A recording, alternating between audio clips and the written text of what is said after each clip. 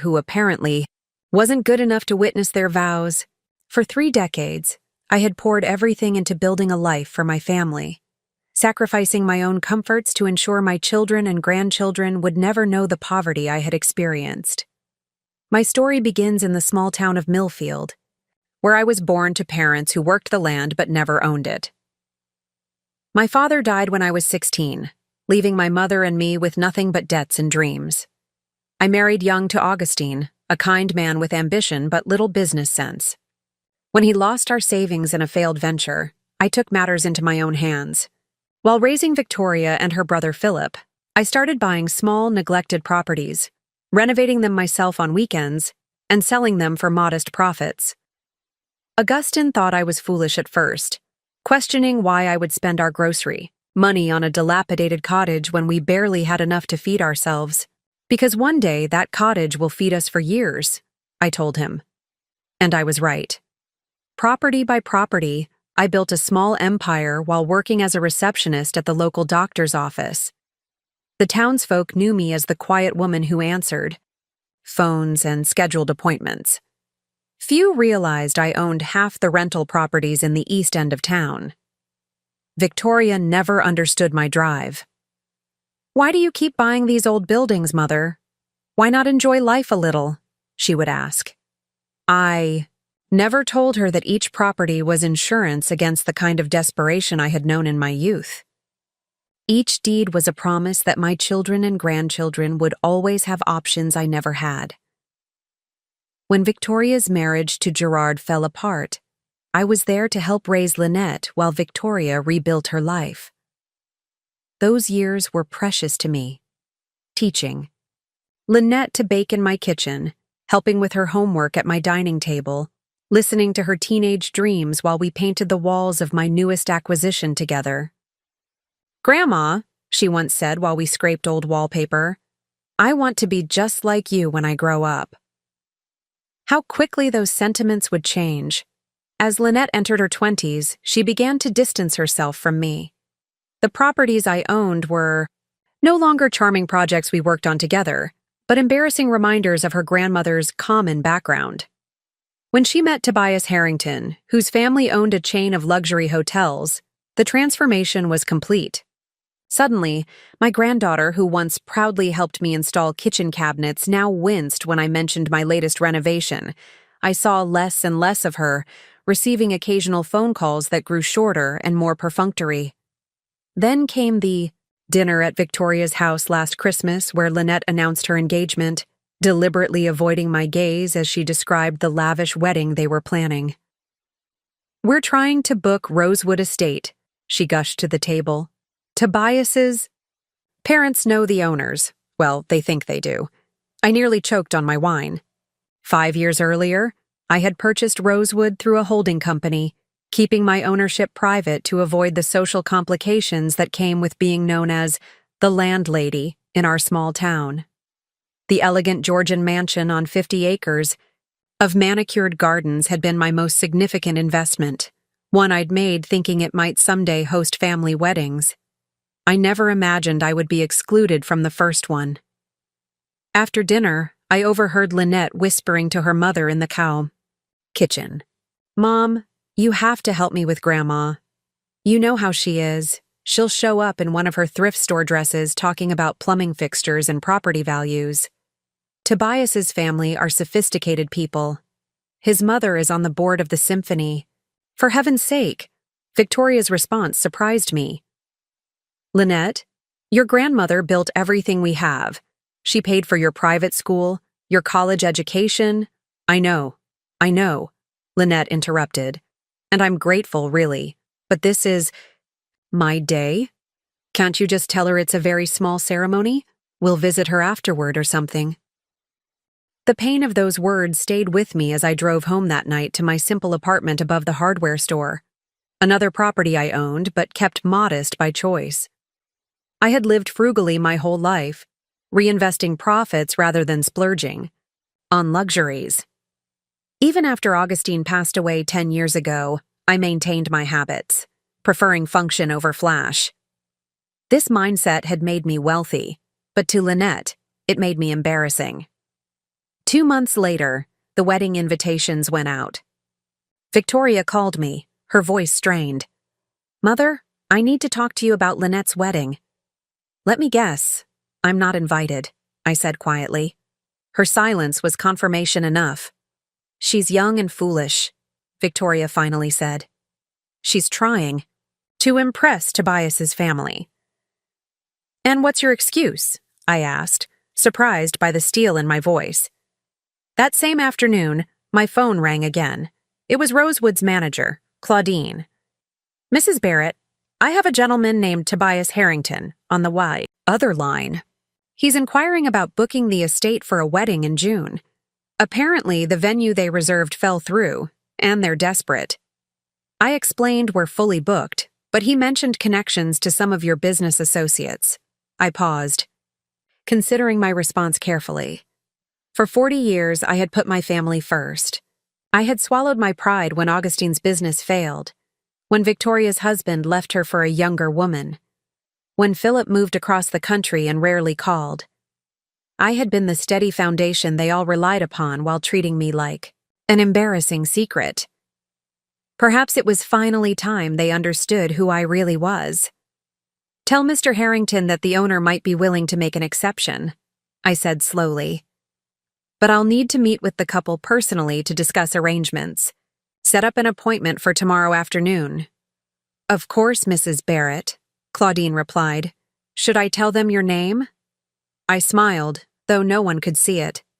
"No, just tell them the owner of Rosewood Estate would be delighted to discuss their special day." That night, I pulled out my best dress, not from a thrift store as Lynette had cruelly suggested, but a classic Chanel I had purchased to celebrate my first million. Tomorrow would change everything. Tomorrow, my granddaughter would learn that the grandmother she was ashamed to invite to her wedding owned the venue of her dreams. My path to owning Rosewood Estate began long before Lynette was born, in the days when I scrubbed my own floors and fixed leaking pipes with tools borrowed from neighbors. Those early years shaped everything I would become. I grew up watching my parents work themselves to exhaustion on other people's land. "Never put your destiny in someone else's hands, Honora," my father would say as we walked the fields together. He died of a heart attack at 42, leaving my mother and me with nothing but memories and unpaid medical bills. At 18, I met Augustine Barrett at a dance in the church basement. He was handsome and ambitious, with dreams of starting his own construction company. We married 6 months later, moving into a one-bedroom rental with a leaky roof and unreliable heat. Augustine worked construction during the day while I typed letters for a local attorney, both of us saving every penny for his business. When I discovered I was pregnant with Victoria, we were overjoyed but terrified. Our apartment was barely suitable for two, let alone a baby. That's when I noticed the abandoned cottage 3 blocks away. The owners had died, and their children had moved to the city, leaving the property to deteriorate. "We could buy it," I suggested to Augustine one evening as we walked past it. He laughed. "With what money, Honora? We're saving for the business." But I had been watching the real estate listings. I knew the price had dropped 3 times. That night, I emptied my personal savings, money I'd been secretly setting aside from my paycheck each week, and made an offer well below asking price. Preparing and narrating this story took us a lot of time, so if you are enjoying it, subscribe to our channel. It means a lot to us. Now back to the story. To my surprise, they accepted. Augustine was furious. "You spent our future on a collapsing shack," he shouted. But I had a vision he couldn't see. For 6 months, I spent every evening and weekend at that cottage. I learned to replace broken windows from a library book, to patch plaster from the elderly handyman at the hardware store. By the time Victoria was born, we had a modest but solid home of our own. 2 years later, I sold it for twice what we'd paid and bought 2 more properties needing work. Augustine's construction business floundered despite his hard work. He couldn't manage the finances, couldn't price jobs properly. Meanwhile, I was pregnant with Philip and worried about our future. When Augustine lost our savings on a large project where the client went bankrupt, I made a decision that would define our marriage. "I'll handle the money from now on," I told him quietly one night after the children were asleep. "You build, I'll manage." His pride was wounded, but he couldn't argue with my results. While raising Victoria and Philip, I continued buying neglected properties, learning every aspect of renovation hands-on. Augustine and his crew would help with the major work, but I was there every step of the way, hanging drywall, installing kitchen cabinets, painting until midnight. The children grew up amid the smell of sawdust and fresh paint. Victoria complained about spending weekends at work sites while her friends went shopping. Philip, however, absorbed everything, following Augustine around with a toy hammer, later working summers with the crew. By the time Victoria was in high school, we owned 12 rental properties, all managed by me. "Why do we still live in this small house when we own all these buildings?" Victoria would ask, embarrassed by our modest home while her friends lived in new subdivisions. I never told her that the mortgage on our home had been paid off years earlier, that the money from our properties was invested in their education, funds in retirement accounts for Augustine and me, in new properties that would secure our family's future. I never mentioned the account balances I checked each night, watching our net worth climb while we continued to live simply. When Victoria met Gerard Lawson in college, I saw trouble immediately. He was charming but entitled, the son of a banker, who had never worked for anything in his life. Augustine thought he hung the moon. I reserved judgment, quietly continuing my property acquisitions while their romance blossomed. They married in a lavish ceremony that Gerard's parents insisted on paying for. "We can contribute," I offered to Victoria, who looked at me like I'd suggested holding the reception in one of my rental kitchens. "Mom, the Lawsons have standards," she said. "Just wear something nice and try not to mention your buildings." Wore a designer dress I found at a consignment shop and bit my tongue through the entire event while the Lawsons treated Augustine and me like quaint country relatives. 6 months later, when Gerard and Victoria wanted to buy their first home, they came to me for help with the down payment. I wrote the check without comment, watching Victoria become exactly what she had always wanted, a woman who didn't have to think about money. Philip took a different path, working construction with Augustine through college, then moving to Seattle for a job with an architectural firm. He called regularly, understanding the value of what we had built in a way Victoria never did. "You were right all along, Mom," he told me once. "Property is the only thing they aren't making more of." When Augustine's health began failing in our 50s, I gradually took over the construction business as well. The crews who had once looked skeptically at the boss's wife now took their orders directly from me. I sold the business when Augustine became too ill to work, focusing entirely on property management and acquisition. By the time Lynette was born, Augustine and I had achieved a level of wealth that would have seemed impossible in our early days. But old habits die hard. We still lived modestly, still drove sensible cars, still thought twice before spending on luxuries. Victoria saw this as stinginess. I saw it as the very mindset that had built everything we had. Everything changed when Victoria's marriage collapsed. Gerard left her for his 26-year-old secretary, emptying their joint accounts on his way out the door.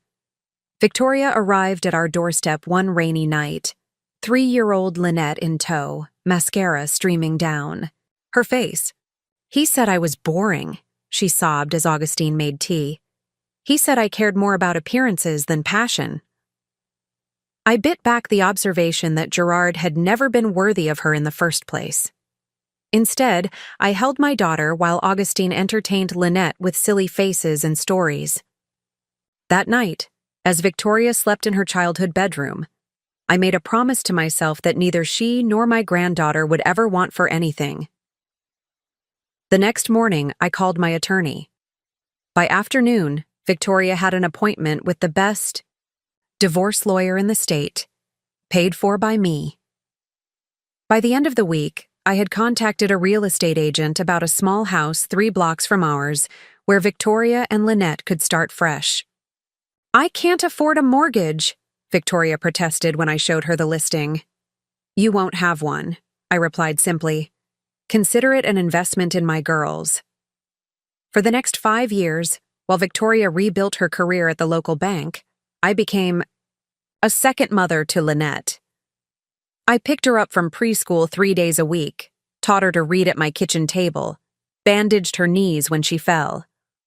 On weekends, she accompanied me to property inspections, wearing a tiny hard hat I had specially made. Is this one ours, Grandma? She would ask, skipping through empty rooms that smelled of possibility. Not yet, I would answer, but it could be. Unlike her mother at that age, Lynette showed genuine interest in my work. She loved choosing paint colors, helping me measure for curtains, even learning to use a screwdriver to install switch plates. By age 8, she could calculate square footage in her head and knew the difference between load-bearing and cosmetic walls. When Augustine passed away the year Lynette turned 10, I channeled my grief into my business and my granddaughter. Our weekend projects became more ambitious. We renovated a small office building together, Lynette designing the reception area as her special project. When the first tenants moved in, I framed her hand-drawn floor plan and hung it in the lobby. When I grow up, she told me solemnly at 12, I want to build beautiful places like you do, Grandma. Those were the golden years, working side by side with my granddaughter, watching her confidence grow along with her skills. I paid for private school, for summer architecture camps, for art lessons when she showed talent for design. Victoria didn't object, relieved to have both emotional and financial support as a single mother. The idea for Rosewood Estate came during those years, though I didn't recognize it at the time. Lynette and I were driving back from looking at a commercial property when we passed the old Whitmore mansion on the outskirts of town. Once the grandest home in the county, it had fallen into disrepair after the last Whitmore died without heirs. That would make the most beautiful wedding venue, Lynette said, pressing her face against the car window, like something from a fairy tale. It would cost a fortune to restore, I replied practically. But imagine the weddings you could have there, she insisted. Everyone in town would want to get married at Rosewood. The seed was planted. Over the next few years, I made discreet inquiries about the property, learning that it had been tied up in probate for nearly a decade. Meanwhile, I continued building my portfolio, focusing increasingly on higher-end properties that would appreciate substantially. Lynette's transformation began during her sophomore year of college. She'd chosen to attend the prestigious Langford University, 2 hours away, close enough to visit, but far enough to experience independence. I'd paid her tuition in full, set up a modest monthly allowance, and helped her find a comfortable apartment near campus. Victoria worried I was spoiling her, but I saw it as an investment in her future. She needs to focus on her studies, I told Victoria. Not on working part-time jobs like we did. For the first year, Lynette called weekly, visited monthly, and continued to show interest in my latest projects. She was studying interior design with a minor in business. A perfect combination for eventually joining my company, I thought. During winter and summer breaks, she still accompanied me to properties, offering increasingly sophisticated insights about layouts and finishes. Then came the alumni gala. Victoria couldn't attend, but I gladly accompanied Lynette to the black tie event where students networked with successful graduates. I wore a simple but elegant black dress, designer but understated, as was my way. Lynette seemed uncharacteristically nervous as we entered the grand ballroom. There are some really important people here, Grandma, she whispered. The Harringtons might be here. They own like half the luxury hotels on the East Coast. I squeezed, her hand reassuringly. Just be yourself. You have nothing to prove to anyone. But I soon realized Lynette had other ideas about the evening. When introduced to the dean of the design school, she mentioned her family's interest in real estate, but quickly steered the conversation toward her coursework, never once mentioning the practical experience she'd gained working alongside me. Later, When I began telling a prominent architect about the structural challenges we'd overcome in renovating the old factory building downtown, Lynette deftly changed the subject. "Grandma loves her little projects," she said with a laugh that made my heart contract. "I'm more interested in large-scale commercial design. Little projects." The factory renovation had been a $3.2 million undertaking that had transformed an abandoned industrial eyesore into the most sought-after office space in town. But I held my tongue, watching my granddaughter navigate the room with increasing confidence and increasing distance from me. Then I met Tobias Harrington. Tall, conventionally handsome, with the easy confidence of someone who has never worried about money. He approached as I stood alone at the edge of the room, Lynette having drifted away to chat with classmates. "You must be Mrs. Barrett," he said, extending his hand. "Lynette has told me about you."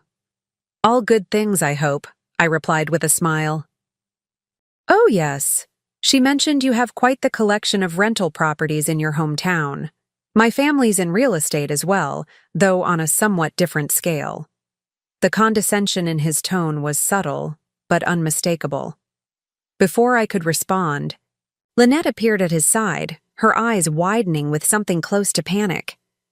"Tobias, I see you've met my grandmother."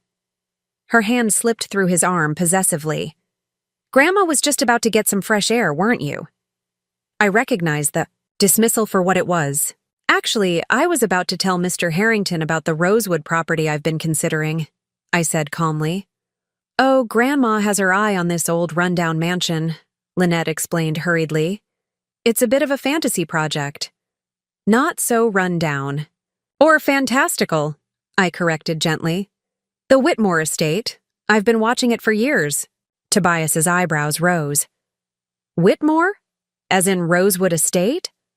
"My parents looked at that property a few years back. Decided against it. Too much work for too little return."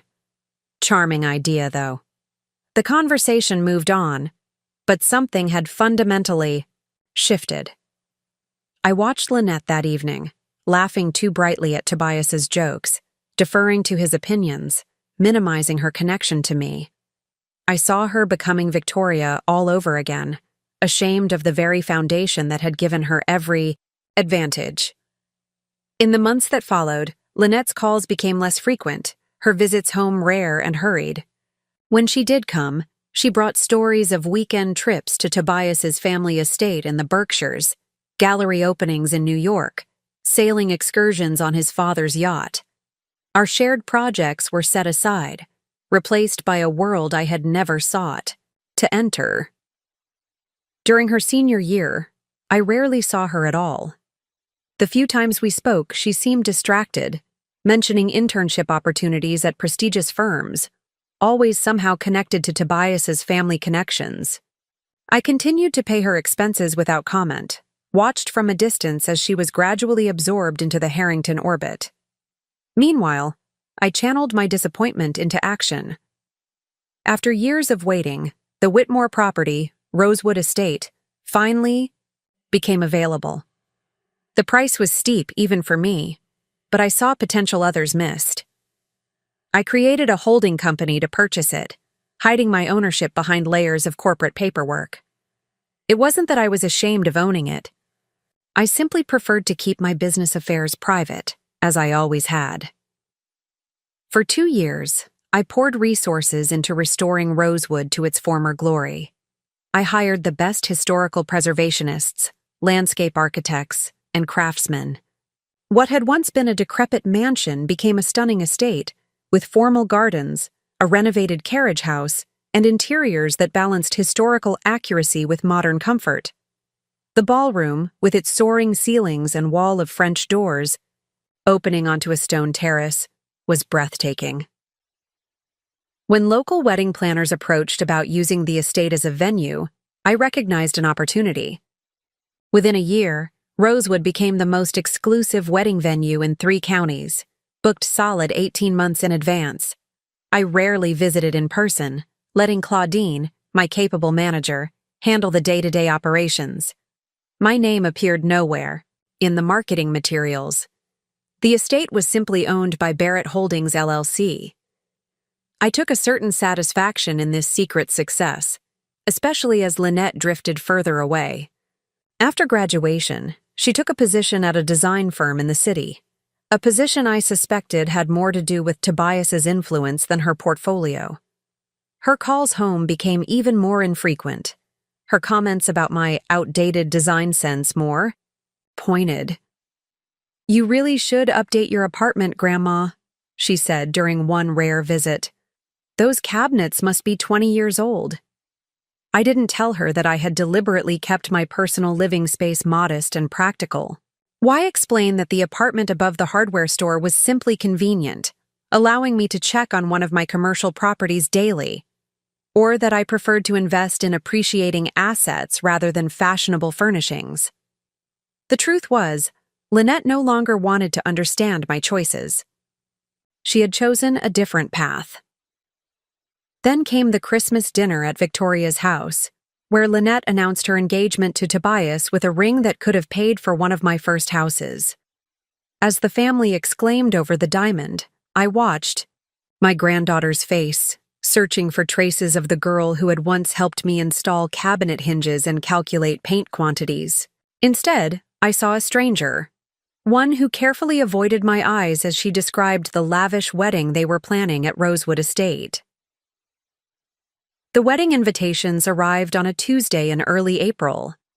Victoria called that evening, her voice unnaturally bright as she described the heavy cream envelopes with gold foil lettering. "So elegant, Mother. Lynette said they cost nearly $30 each."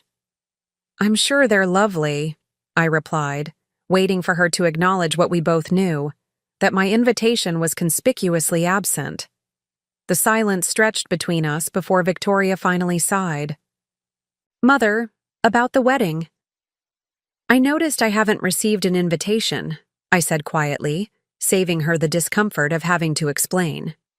"It's not what you think," Victoria began, though we both knew it was exactly what I thought. "Lynette and Tobias are keeping it very intimate. His parents have certain expectations about the guest list. And those expectations don't include the bride's grandmother?"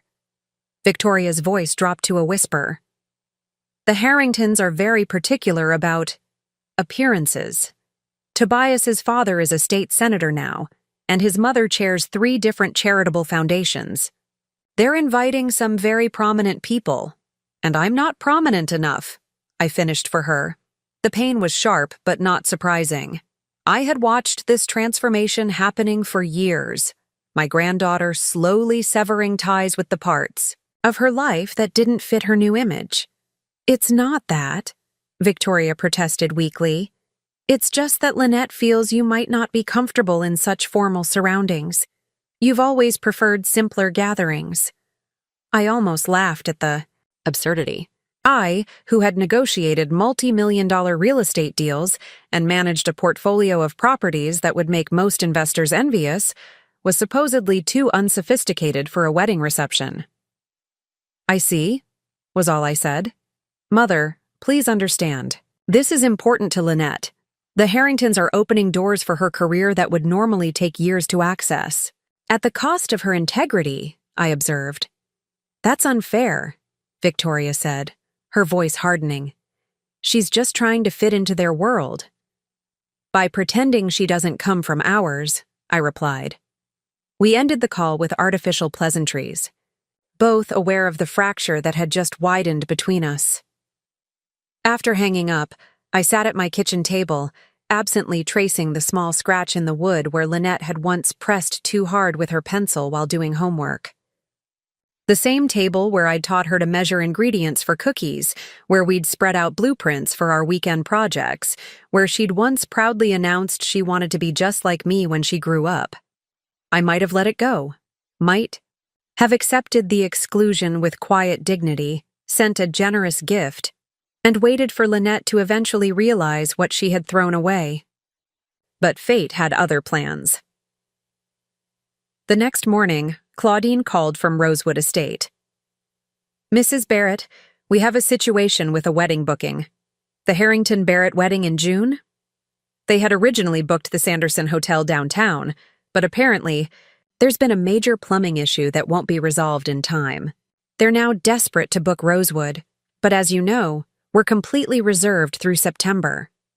I felt a cold clarity settle over me. The Harrington Barrett wedding, I repeated slowly. That would be Tobias Harrington and Lynette Barrett? Yes, that's right, Claudine confirmed. I explained we're fully booked, but Mr. Harrington was quite insistent. He mentioned his father knows Senator Gladwell, who apparently attended an event at Rosewood last fall and is an investor in some of your other properties. Of course. Tobias was trying to use connections to pressure the unknown owner of Rosewood, me, into accommodating his wedding plans. The irony was almost too perfect. What did you tell him? I asked. That I would need to consult with the owner. He's holding on the other line, actually. Shall I tell him it's not possible? I paused, considering. My options. I could simply decline, cite existing bookings, and let Lynette and Tobias scramble to find another venue. It would be perfectly reasonable, and perhaps a small taste of karmic justice for a granddaughter who had deemed me unworthy of attending her wedding. But another idea began to form, one that would reveal the truth in a way no one could ignore. T4. Mr. Harrington that the owner might be willing to make an exception, I said slowly. But I'll need to meet with the couple personally to discuss arrangements. Set up an appointment for tomorrow afternoon. Of course, Mrs. Barrett, Claudine replied. Should I tell them your name? No, I said after a moment. Just tell them the owner of Rosewood Estate would be delighted to discuss their special day. After. Hanging up, I walked to my closet and pushed aside the practical clothes I wore for property inspections and tenant meetings. At the back hung the few designer pieces I had allowed myself over the years. Investments for important business negotiations rather than everyday wear. I pulled out a cream Armani suit I had purchased for signing the Rosewood deal but had never worn. Tomorrow would be its debut. That evening, my phone rang repeatedly. Victoria, then Lynette, then Victoria again. I let the calls go to voicemail, listening as their messages grew increasingly excited about the possibility of securing Rosewood Estate after all. Not once. Did either of them mention my exclusion from the wedding? Not once did they connect the dots between my surname and the mysterious owner of Rosewood who might accommodate their last-minute request. Grandma, it's Lynette. I have amazing news. The owner of Rosewood Estate might let us book for June. Tobias says it's practically unheard of. We have a meeting tomorrow with the owner. I'm so nervous. This place is absolutely perfect. I've dreamed of getting married there since I was a little girl. Call me back when you get this. I smiled sadly at the irony. She had indeed first dreamed of Rosewood as a wedding venue when she was little, sitting beside me in my car, imagining its potential long before I had transformed that potential into reality. Now she would see it through adult eyes, never knowing how her childhood dream had influenced my decision to purchase and restore the estate. In bed that night, I thought about what tomorrow would bring. The shock on Lynette's face when she realized who owned the venue she coveted. The awkward explanations she would have to make to Tobias and his family. Part of me felt a guilty anticipation at the comeuppance, but mostly I felt a profound sadness. When had my sweet, curious granddaughter, the one who had once been so proud of our shared projects, become someone who would exclude me from one of the most important days of her life? As I drifted toward sleep, I wondered if tomorrow's revelation would bridge the growing chasm between us or widen it beyond repair. Either way, the truth would finally be laid bare. I barely slept that night. Every time I closed my eyes, I saw Lynette's face, not as the poised, image-conscious young woman she had become, but as the little girl who had once followed me through half-renovated houses, asking endless questions about load-bearing walls and proper insulation, the child who had been so proud to help me choose paint colors and cabinet hardware, the teenager who had sketched her first design concepts at my kitchen table. When had I lost her? When had my granddaughter decided I was something to be ashamed? Of rather than someone to be proud of? I rose before dawn, making coffee in the same chipped mug I'd used for 20 years. My apartment above the hardware store was modest but comfortable. Hardwood floors I had refinished myself. Kitchen cabinets I had installed with Augustine before his health failed. Windows that overlooked the town square where I had built or renovated nearly half the buildings. This was my world, the one I had created through decades of hard work and careful investment. The one Lynette now found embarrassing. As I dressed in my cream Armani suit, applied subtle makeup, and styled my silver hair, I tried to prepare myself emotionally for the confrontation to come.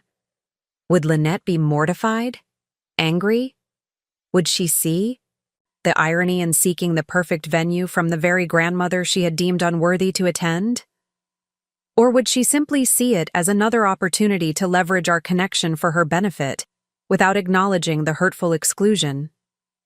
My phone buzzed with a text from Victoria. Lynette is so excited about Rosewood. Thank you for pulling strings, Mother. I knew you'd understand how important this is to her. The message stopped me cold. Victoria thought I had somehow intervened to help secure the venue, using my connections to benefit the granddaughter who had excluded me. She assumed I would simply accept my role as the helpful but invisible benefactor, providing advantages while remaining tactfully out of sight. A fresh wave of pain washed over me, so intense I had to sit on the edge of my bed. It wasn't just Lynette's rejection that hurt. It was Victoria's complicity in it. My own daughter, whom I had supported through divorce and single motherhood, now expected me to quietly accept being erased from one of the most significant family events. I drove to Rosewood Estate with my hands gripping the steering wheel so tightly my knuckles turned white. The winding driveway lined with century-old oaks was especially beautiful in spring, with dogwoods and redbuds blooming beneath the larger trees. I had personally overseen the restoration of the grounds, insisting on historically accurate landscaping, while adding subtle modern lighting and irrigation. Claudine met me at the service entrance, her expression concerned. They're waiting in the main parlor, Mrs. Barrett. The young lady has been walking through the rooms, exclaiming over every detail. She seems particularly enchanted with the garden terrace. Does she know who she's meeting? I asked. No, I've been careful not to mention your name, though I must say the resemblance between you and the bride is quite noticeable. I'm surprised they haven't made the connection. People often see what they expect to see, I replied, smoothing my jacket. And they certainly aren't expecting me. I asked Claudine to give me a moment before announcing me. Standing alone in the hallway, I gazed at my reflection in the antique mirror I had personally restored. The woman looking back seemed both familiar and strange, dressed in expensive clothes I rarely wore, about to confront the painful truth that my own granddaughter was ashamed of me. For a moment, I considered retreating. I could send Claudine in with some excuse about the owner being unavailable. I could have her offer the venue as a generous gesture, allowing Lynette her perfect day without the awkwardness of confrontation. It would be easier, certainly. More dignified, perhaps. But it would solve nothing. The rift would remain, possibly widen, as Lynette continued to compartmentalize her life, the ambitious young designer engaged to a Harrington, completely separate from the granddaughter of a self-made property investor who lived above a hardware store. I heard Lynette's voice through the partially open door, bright with excitement. The moldings are exquisite, exactly the kind of historical detail I've been telling you about, Tobias. Whoever restored this place had incredible taste. That whoever was me, the grandmother whose taste she had recently dismissed as outdated. Took a deep breath and nodded to Claudine, who stepped into the parlor. Ms. Barrett, Mr. Harrington, the owner of Rosewood Estate, is here to meet with you. I entered the room with my head high, watching as Lynette's expression transformed from eager anticipation to shocked recognition. The color drained from her face, her mouth forming a small O of surprise. "Grandma?" she whispered, her voice barely audible. Tobias looked between us, confusion evident in his furrowed brow. "You know each other?"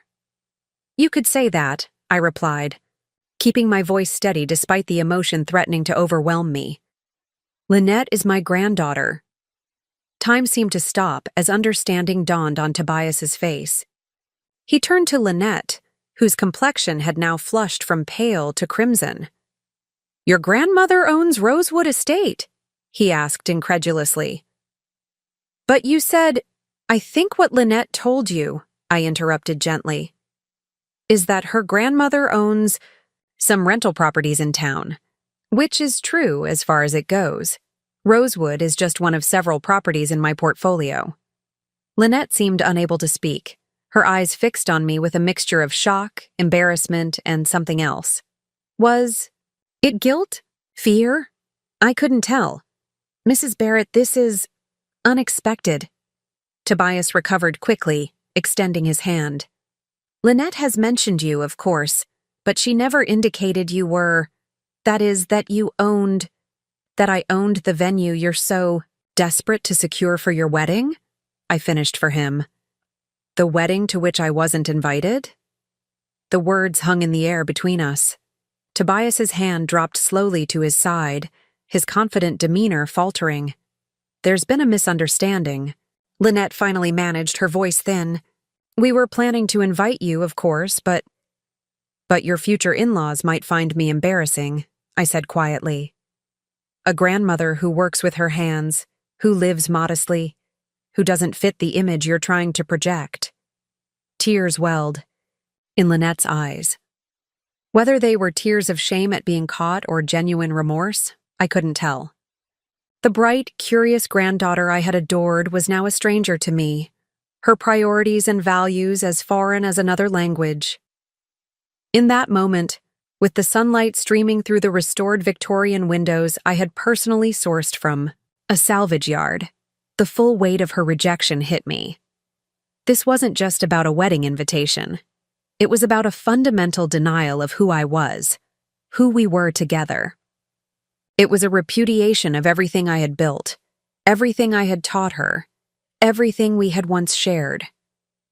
I think, I said after a long silence, that we have a lot to discuss about your wedding plans. After the initial shock of our meeting, at Rosewood, I suggested we continue our conversation the following day. Lynette needed time to process the revelation, and I needed space to collect my thoughts. Tobias, ever the diplomat, agreed that everyone could use a moment to regroup, as he put it. We'll call you tomorrow, Mrs. Barrett, he said smoothly, guiding a still stunned Lynette toward the door. Perhaps we can discuss this over lunch. I nodded, maintaining my composure until their car disappeared down the long driveway. Only then did I allow my shoulders to slump, the weight of the confrontation finally settling fully upon me. Are you all right, Mrs. Barrett? Claudine asked, concern evident in her voice. I will be, I assured her, though I wasn't entirely convinced. Rather than returning to my apartment, I asked Claudine to cancel my afternoon appointments. I needed to understand exactly what I was dealing with, how deep Lynette's rejection went, what she had told the Harringtons about me, and whether there was anything left of our relationship worth salvaging. I began by calling Philip in Seattle. My son had always been more perceptive than Victoria, less concerned with appearances and more grounded in reality. If anyone would give me an honest assessment, it would be him. Mom? He answered, surprised to hear from me midweek. Everything okay? I explained the situation as succinctly as possible. Lynette's exclusion of me from the wedding, my ownership of Rosewood, and the confrontation that had just occurred. Philip was quiet for a long moment before sighing heavily. I wish I could say I'm surprised, but I'm not. Lynette sent me an invitation last week with a note saying it was adults only and explaining why you wouldn't be there. What exactly did she say?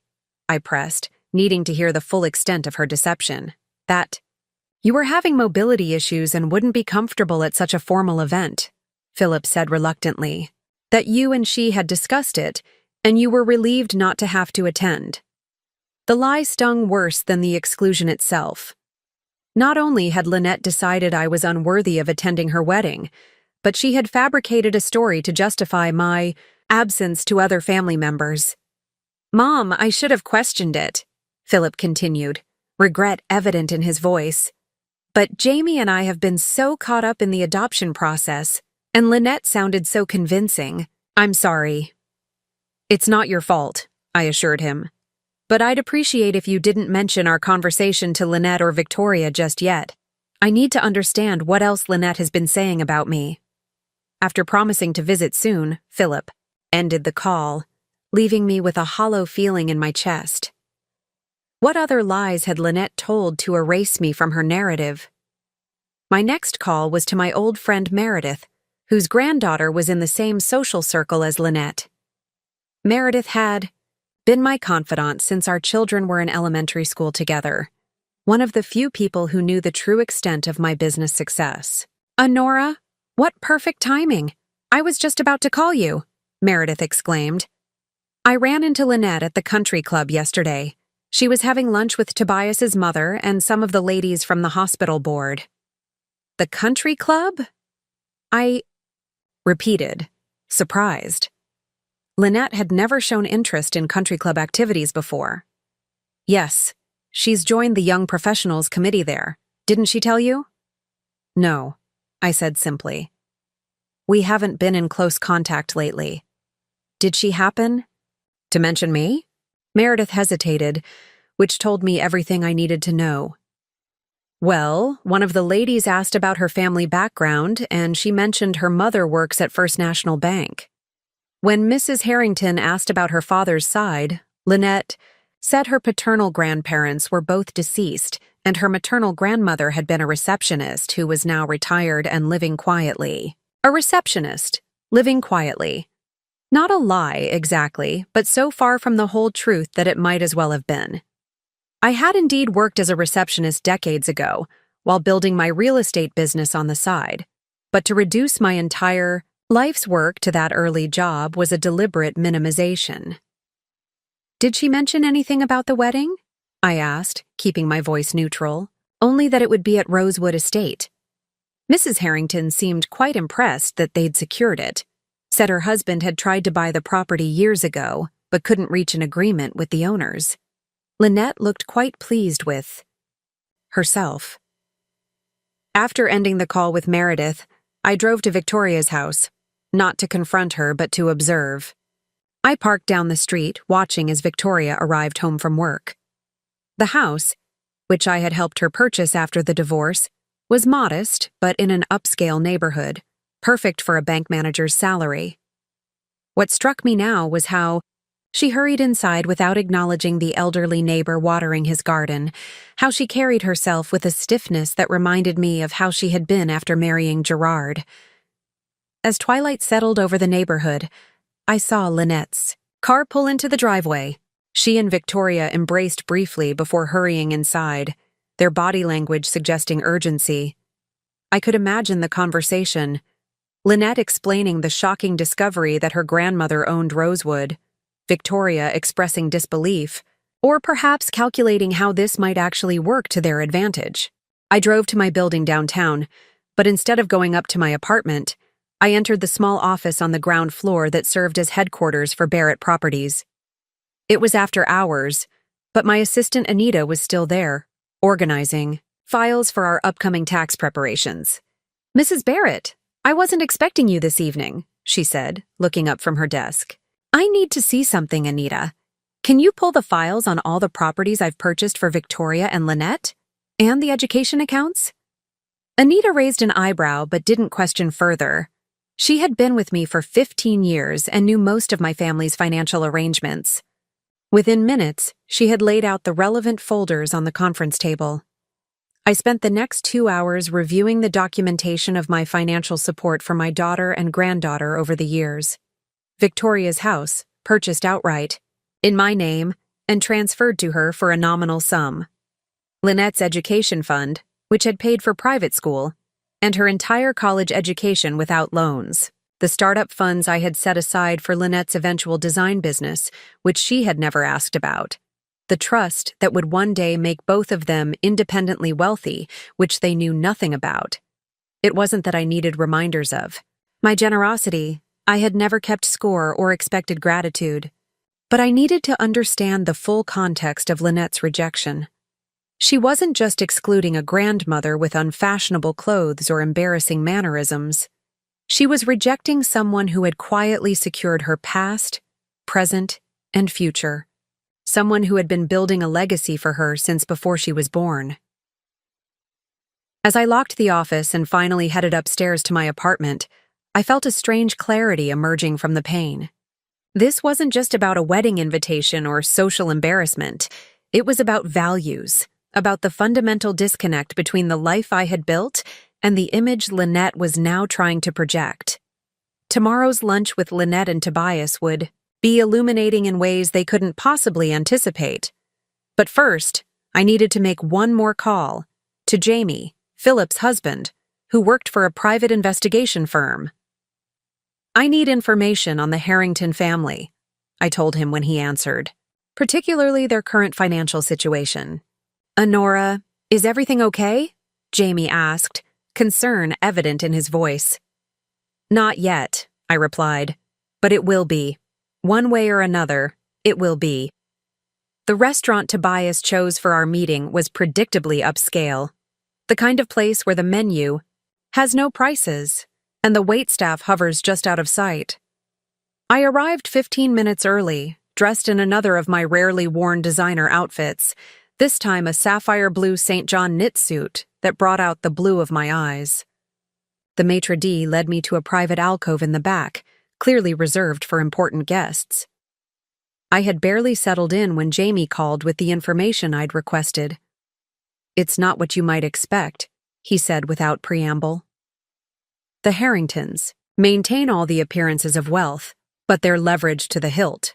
Their hotel chain has been losing market share to boutique hotels and high-end vacation rentals. The senators' campaigns have drained their liquid assets, and there are some questionable tax maneuvers my contacts are flagging." "They're broke?" I asked, surprised despite myself. "Not broke, but not nearly as solid as they appear. They're keeping up appearances, but behind the scenes, they're scrambling. That might explain why the son is so eager to marry into what he perceives as new money. Except Lynette doesn't have money," I pointed out. "Not yet, anyway." "But she's positioned herself as someone who does, hasn't she?" "My guess is she's been vague about her family's finances, letting the Harringtons assume there's significant wealth. And now with the discovery that you own Rosewood Estate." I thanked Jamie and ended the call just as I saw Lynette and Tobias enter the restaurant. My granddaughter had changed clothes at least twice since yesterday. Her outfit now, an expensive-looking cream pantsuit with a silk blouse, her hair swept into an elegant updo. She looked polished, poised, and completely different from the girl who had once helped me install kitchen cabinets in overalls and a baseball cap. I watched them approach, noting how Tobias guided Lynette with a hand at the small of her back, how she leaned slightly toward him as if seeking strength. Their body language told me they had strategized this meeting, prepared a united front. "Grandma," Lynette said as they reached the table, leaning down to kiss my cheek, a gesture so formal and artificial it made my heart ache. "You look lovely." "Thank you," I replied, gesturing for them to sit. I thought the occasion warranted something special. "Mrs. Barrett," Tobias began smoothly, once we had ordered drinks, "I want to apologize for yesterday's awkwardness. Had we known you owned Rosewood Estate, you would have invited me to the wedding," I finished for him, my tone mild but direct. He had the grace to flush slightly. "There's been a misunderstanding about the guest list. Lynette and I were planning to discuss it with you, actually." I raised an eyebrow, waiting for Lynette to speak. She fidgeted with her water glass, avoiding my gaze. "Grandma, it's not what you think," she finally said, her voice carefully modulated to sound sincere. "We were trying to keep the ceremony very small, just immediate family and a few close friends." "Your brother and his husband received invitations," I pointed out. "As did your mother, your cousins from your father's side, and judging by the number of invitations Victoria mentioned, at least 100 of the Harringtons' closest acquaintances." Lynette flushed, That's different. Tobias's family has certain obligations. Political connections. I nodded understandingly. People who could help the senator's career or the hotel business. Tobias's eyes narrowed slightly at my mention of the hotel business, but his smile never faltered. Mrs. Barrett, what Lynette is trying to say is that we would love for you to attend the wedding. In fact, now that we know about your connection to Rosewood, it seems providential. Perhaps we could discuss special arrangements for the venue. And there it was, the pivot from exclusion to opportunism. Now that I might be useful, I was suddenly welcome at the celebration. Special arrangements? I echoed, taking a sip of my water. What did you have in mind? Lynette brightened, clearly thinking the worst was over. Well, since you own the venue, maybe we could get a family discount, and perhaps extend the hours a bit longer than usual? The Rosewood contract is pretty restrictive about end times, but since it's your own granddaughter's wedding, I let her continue, watching as she and Tobias outlined their vision for the perfect wedding at Rosewood, more guests than the venue. Typically allowed, extended hours, special access to areas of the estate usually closed to the public, and of course, a substantial discount on the already exorbitant fee. They spoke animatedly, their earlier discomfort forgotten as they described flower arrangements and lighting designs, menu options and music selections. Not once did either of them acknowledge the fundamental issue, that they had deliberately excluded me from this celebration until they discovered I controlled something they wanted. As our entrees arrived, I finally interrupted their planning. Before we discuss the venue further, I'd like to understand something. Lynette, why did you tell Philip I was having mobility issues and couldn't attend your wedding? Her fork froze halfway to her mouth, her eyes widening. That was just to make things easier for everyone. I didn't want him to worry. And why did you tell Meredith's granddaughter that both your paternal grandparents were deceased and I was a retired receptionist, living quietly? Tobias shot Lynette a quick glance, clearly surprised by this information. I never said. Lynette began to deny, then stopped, realizing I wouldn't have mentioned it without certainty. That was just simplified for casual conversation. You know how people ask questions without really wanting detailed answers. I see, I said, folding my napkin carefully. And which version of me were you planning to present at the wedding, now that I'm invited? The infirm grandmother who can't navigate a formal event?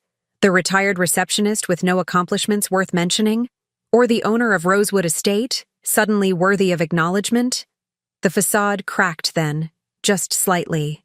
Lynette's carefully maintained poise faltered, her eyes filling with tears that I suspected were as much from frustration as remorse.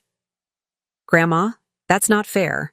I've been under so much pressure with the wedding planning and my career and meeting Tobias's family's expectations that apparently couldn't accommodate your grandmother as she actually is, I finished for her. Tobias cleared his throat, clearly trying to salvage the situation. Mrs. Barrett, whatever misunderstandings have occurred, I'm sure we can move past them. Family is important to both Lynette and me. In fact, my parents are very eager to meet you now. Now that they know I own Rosewood, I added.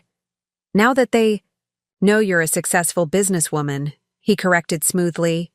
Your achievements should be celebrated, not hidden. I almost admired his ability to pivot so effortlessly, to reframe Lynette's deception as a simple oversight now happily corrected. If I hadn't spent decades negotiating with far more seasoned business people, I might have been persuaded by his charm. Instead, I took another bite of my barely touched salmon, chewed thoughtfully, and swallowed before responding. Tell me more about your parents' interest in Rosewood Estate. I understand your father tried to purchase it some years ago. A flicker of surprise crossed Tobias's face before he composed himself. Yes, it would have made an excellent addition to our hotel portfolio. Unfortunately, the negotiations fell through. Because the asking price was too high, I suggested. Because the owners were unreasonable, he corrected with a tight smile. But that's all in the past. Now we have a family connection to look forward to. I smiled back, allowing him to think he had successfully navigated dangerous waters. For the remainder of the lunch, I played along with their performance, the doting grandmother suddenly included, the happy couple graciously welcoming me into their plans, the excited discussion of wedding details that had been ongoing for months, without my input. After the lunch with Lynette and Tobias, I drove directly to Rosewood Estate. I needed to clear my head, to think through my next steps away from the artificial politeness of that restaurant. The estate had always been a sanctuary for me, the one property in my portfolio that I had purchased not just as an investment, but as a labor of love. Claudine met me at the entrance, her expression concerned.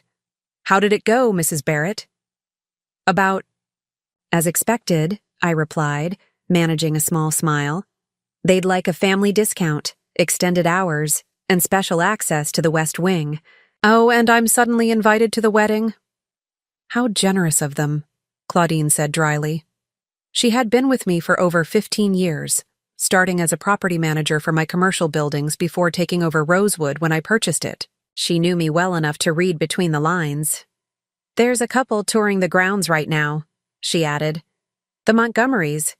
They're hoping to book for their daughter's wedding next spring." "I'll avoid the formal gardens then," I said, heading toward my private office in what had once been the estate's library. As I settled behind the antique mahogany desk, one of my few indulgences during the restoration, the full weight of the situation settled on my shoulders. Lynette's deception hurt deeply, but now I had to decide how to respond. I could simply refuse to host the wedding, but that felt petty. I could agree to their requests, allowing them to use the venue while maintaining the fiction that they had graciously included me after the misunderstanding. Or I could find another path, one that would reveal the truth without destroying relationships permanently. A soft knock at the door interrupted my thoughts.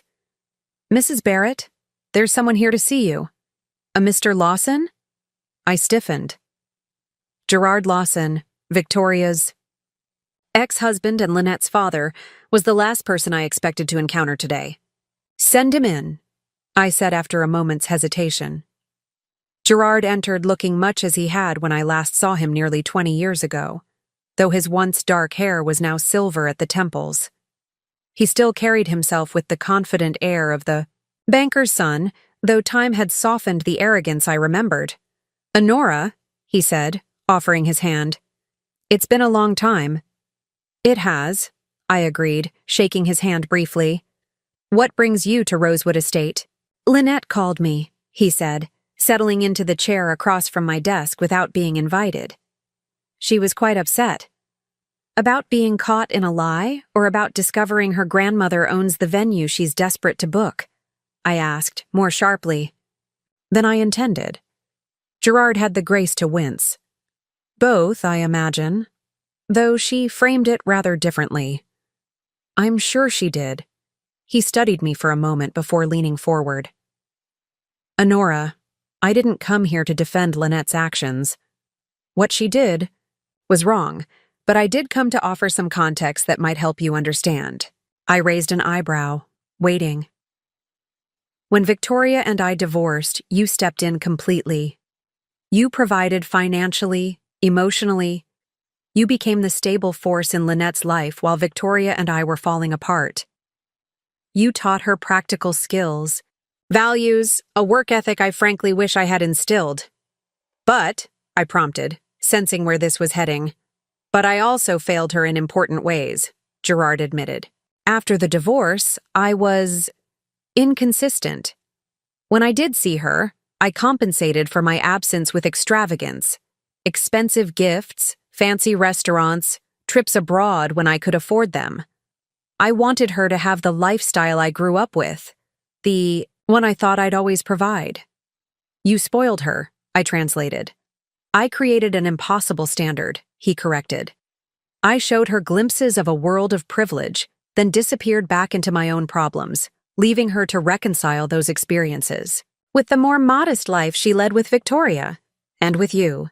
I considered his words, recognizing the truth in them. While I had taught Lynette practicality and the value of hard work, Gerard had introduced her to a world of privilege and status. No wonder she had been so easily drawn into Tobias's orbit, so ready to reinvent herself as someone who belonged in that world.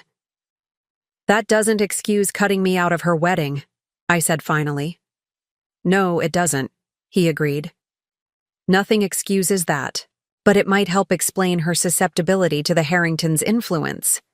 "You know them?" I asked, surprised. Gerard's expression hardened slightly. "I know Senator Harrington from banking circles.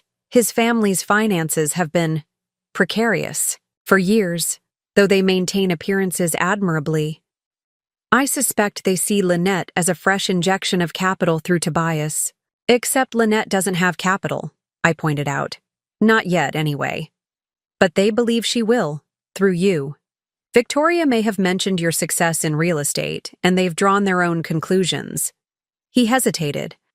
"There's something else you should know. Tobias has been through 2 broken engagements in the past 3 years, both times to women from wealthy families. This was new information, something Jamie hadn't uncovered.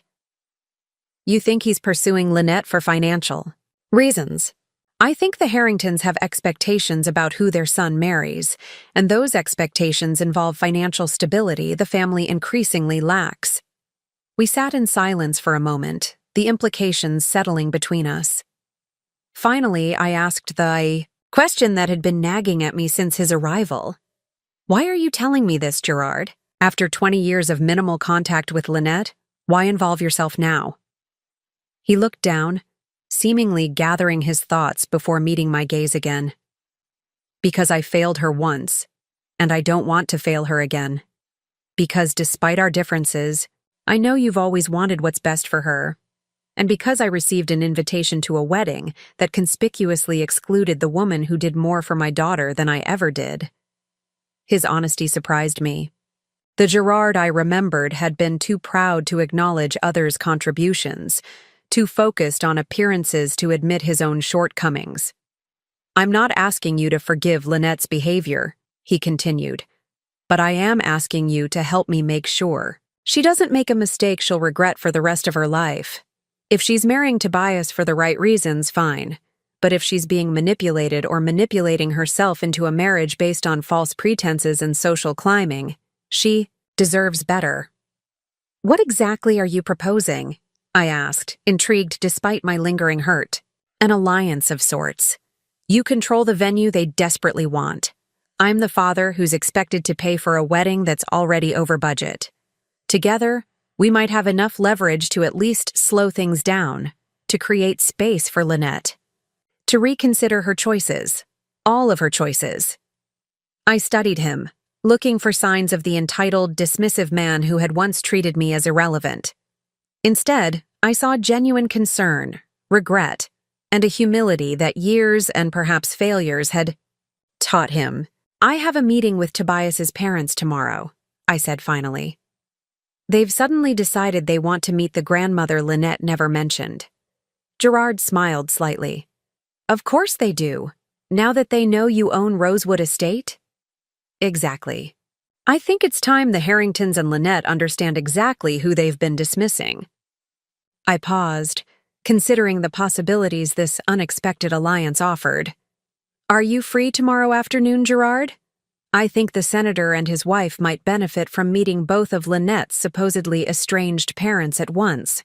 His smile widened to a grin that reminded me, oddly, of Lynette as a child. "I wouldn't miss it for the world, Honora. Just tell me when and where." As Gerard left, I felt a renewed sense of purpose. The hurt remained, but now it was channeled towards something constructive, not revenge but revelation. It was time for the facades to fall, for truth to emerge, however uncomfortable it might be. I picked up my phone and called Claudine. "I need you to arrange something special for tomorrow's meeting with the Harringtons. And please call Philip. See if he and Jamie can fly in by the weekend. This wedding situation is about to get interesting." That evening, I sat in my apartment above the hardware store, surrounded by photo albums I hadn't opened in years. Pictures of Victoria as a child helping Augustine measure lumber. Philip's first summer working construction. Lynette in her tiny, hard hat, proudly holding a paintbrush next to a wall we had painted together. What had happened to that curious, enthusiastic child who had once been so proud to learn from me? When had my values and knowledge transformed from precious wisdom to embarrassing reminders of a background she wanted to escape? My phone buzzed with a text from Victoria. "Mother, Lynette told me about lunch. I'm so glad you've worked things out. The wedding will be perfect at Rosewood." I set the phone down without replying. Victoria's willingness to overlook her daughter's deception and her own complicity in it, for the sake of securing the venue, was telling. Like Lynette, she saw my discovery as a fortunate turn of events rather than a painful revelation of their true feelings. As midnight approached, I made my decision. Not in anger or revenge, but with the clarity that comes from recognizing a fundamental truth. I had allowed myself to be taken for granted for far too long. I had worked in the shadows, providing financial security and practical support while asking little in return. I had accepted being marginalized, being treated as the embarrassing relation whose contributions were welcome, but whose presence was not. No more. I spent the next few hours at my desk, working methodically through files and making notes. By dawn, I had a clear plan, not to punish Lynette or humiliate the Harringtons, but to ensure that whatever happened next would be based on truth rather than illusion. My first call was to my attorney, Harold, who had managed my legal affairs for decades. "I need some documents drawn up immediately," I told him, explaining my requirements in detail. "Are you sure about this, Honora?" he asked when I had finished. "It's quite a significant restructuring." "I've never been more certain," I replied. "How quickly can you have the papers ready?" "For you, by this afternoon. But I want to register my professional concern. These changes are substantial." "Noted," I said, "but they're necessary, and long overdue."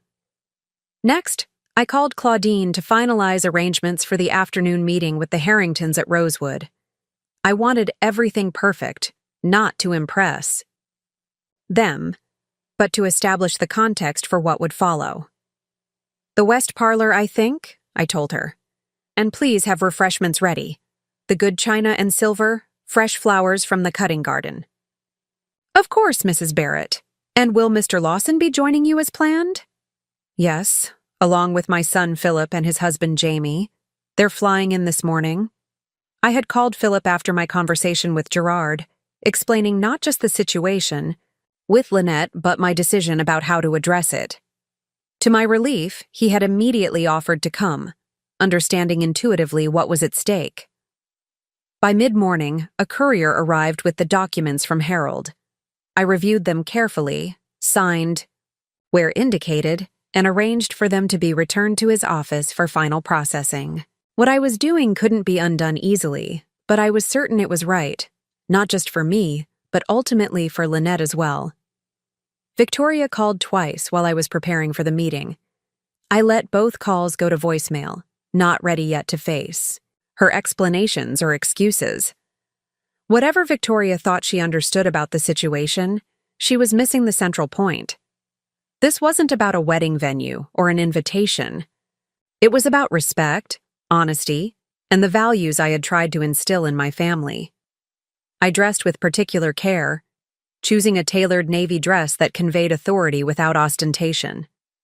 I added my mother's pearls, the one heirloom she had been able to leave me, and a simple gold bracelet Augustine had given me for our 30th anniversary.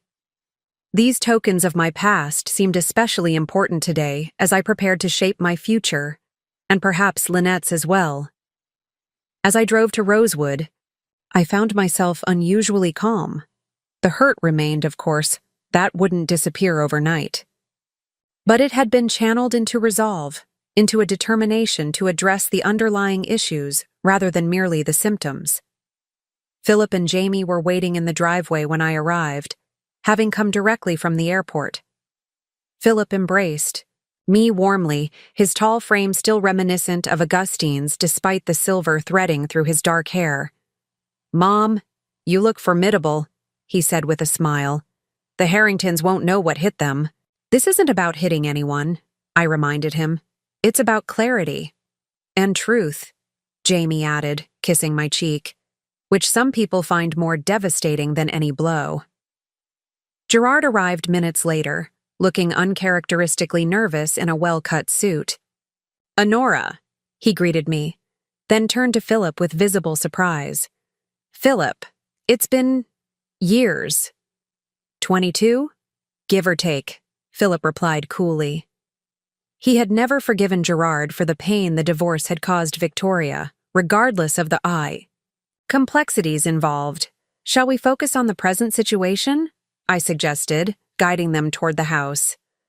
"The Harringtons will be here in 30 minutes, followed by Lynette and Tobias." Inside, Claudine had arranged everything perfectly. The west parlor, with its views of the formal gardens, had been my favorite room during the restoration. I had personally selected the antique Persian carpet, restored the original crown molding, and chosen the artwork, understated landscapes by local artists rather than showy pieces designed to impress. "Philip, did you bring the documents I asked for?" I inquired as we settled in. He nodded, opening his briefcase to extract a folder. "Everything's here. The property records for Rosewood, the original purchase agreement, the current market valuation, and the portfolio summary you requested." I reviewed the materials quickly, satisfied that they provided the factual foundation I needed. Then I outlined my plan to the three men, explaining exactly what I intended to do and why. Gerard whistled low. "That's definitive." "It's fair," I corrected. "And necessary." "Lynette won't see it that way," he warned. "At least not initially." "I'm not concerned with her initial reaction," I replied. "I'm concerned with her long-term welfare. And with the truth." Philip studied me with a mixture of admiration and concern. "Mom, are you absolutely sure about this? Once you set this in motion?" "I'm sure," I interrupted gently. "I've had 40 years to build something meaningful. It's time to be clear about what that meaning is and who shares in it." Jamie checked his watch. "They'll be here any minute. Last chance to reconsider." I shook my head, gathering the documents into a neat stack and placing them on the side table. "No reconsideration?" "Necessary. For the first time in years, I know exactly what I'm doing and why." As if on cue, Claudine appeared at the door. "Mrs. Barrett, the Harringtons have arrived." I stood, smoothing my dress and squaring my shoulders. Today would change everything: my relationship with Lynette, her understanding of her past and future, perhaps even her choice of husband. It was not a decision I had made lightly, but it was one I was prepared to stand behind. "Show them in," I said. It's time they met the real Honora Barrett. Senator Maxwell Harrington and his wife Elaine swept into the parlor with the practiced confidence of people accustomed to commanding attention. He was tall and distinguished with perfectly coiffed silver hair and the kind of tan that suggested regular golf outings. She was slender and elegant in an expensive St. John suit, not unlike ones in my own rarely worn collection. Her blonde hair arranged in a sophisticated updo that probably required an hour at an exclusive salon. "Mrs. Barrett," the senator said, extending his hand with a politician's smile. "What a pleasure to finally meet you. Tobias has told us so much about Lynette's family." I doubted that very much, considering Lynette had been systematically minimizing my existence, but I simply smiled and shook his hand. "Senator Harrington, Mrs. Harrington, welcome to Rosewood Estate." Elaine Harrington's eyes darted around the room, taking in the elegant furnishings, the original artwork, and, most notably, the presence of three men she hadn't expected to see. "I hope you don't mind, but I've asked a few family members to join us," I explained, gesturing to where Philip, Jamie, and Gerard stood. My son Philip and his husband Jamie are visiting from Seattle, and of course you know that Gerard is Lynette's father. A flicker of surprise crossed Elaine's face. Of course.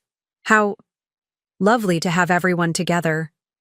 I made the introductions, watching as the senator shifted smoothly into networking mode, asking Philip about his architectural firm and engaging Gerard with questions about the banking industry.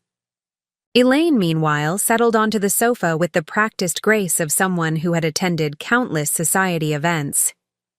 "Mrs. Barrett, I must say, Rosewood is even more beautiful than I imagined," she said, accepting a cup of tea from Claudine.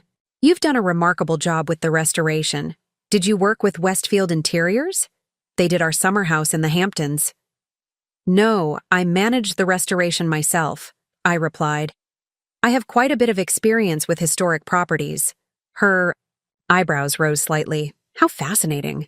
Tobias mentioned you were in real estate, but I had no idea you were so hands-on." Before I could respond, the door opened again, and Lynette and Tobias entered. My granddaughter froze momentarily at the sight of her father and brother in the room, clearly not expecting their presence.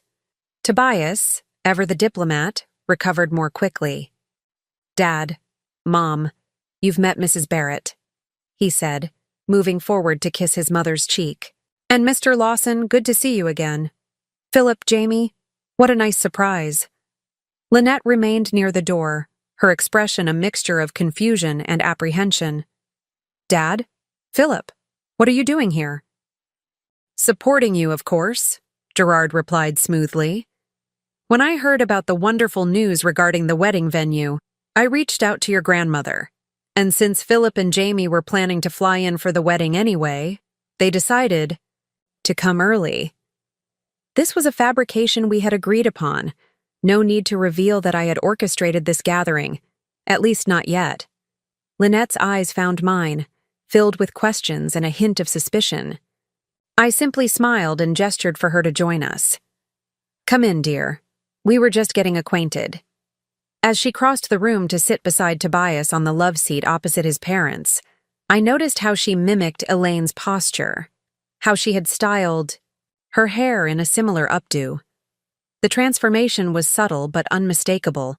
My granddaughter was methodically recreating herself in the image of her future mother-in-law. "Now, Mrs. Barrett," Senator Harrington began once everyone was settled, "Tobias tells us you might be able to accommodate their wedding here at Rosewood, despite your usual booking policies. We're prepared to be quite generous to ensure Lynette has the perfect day."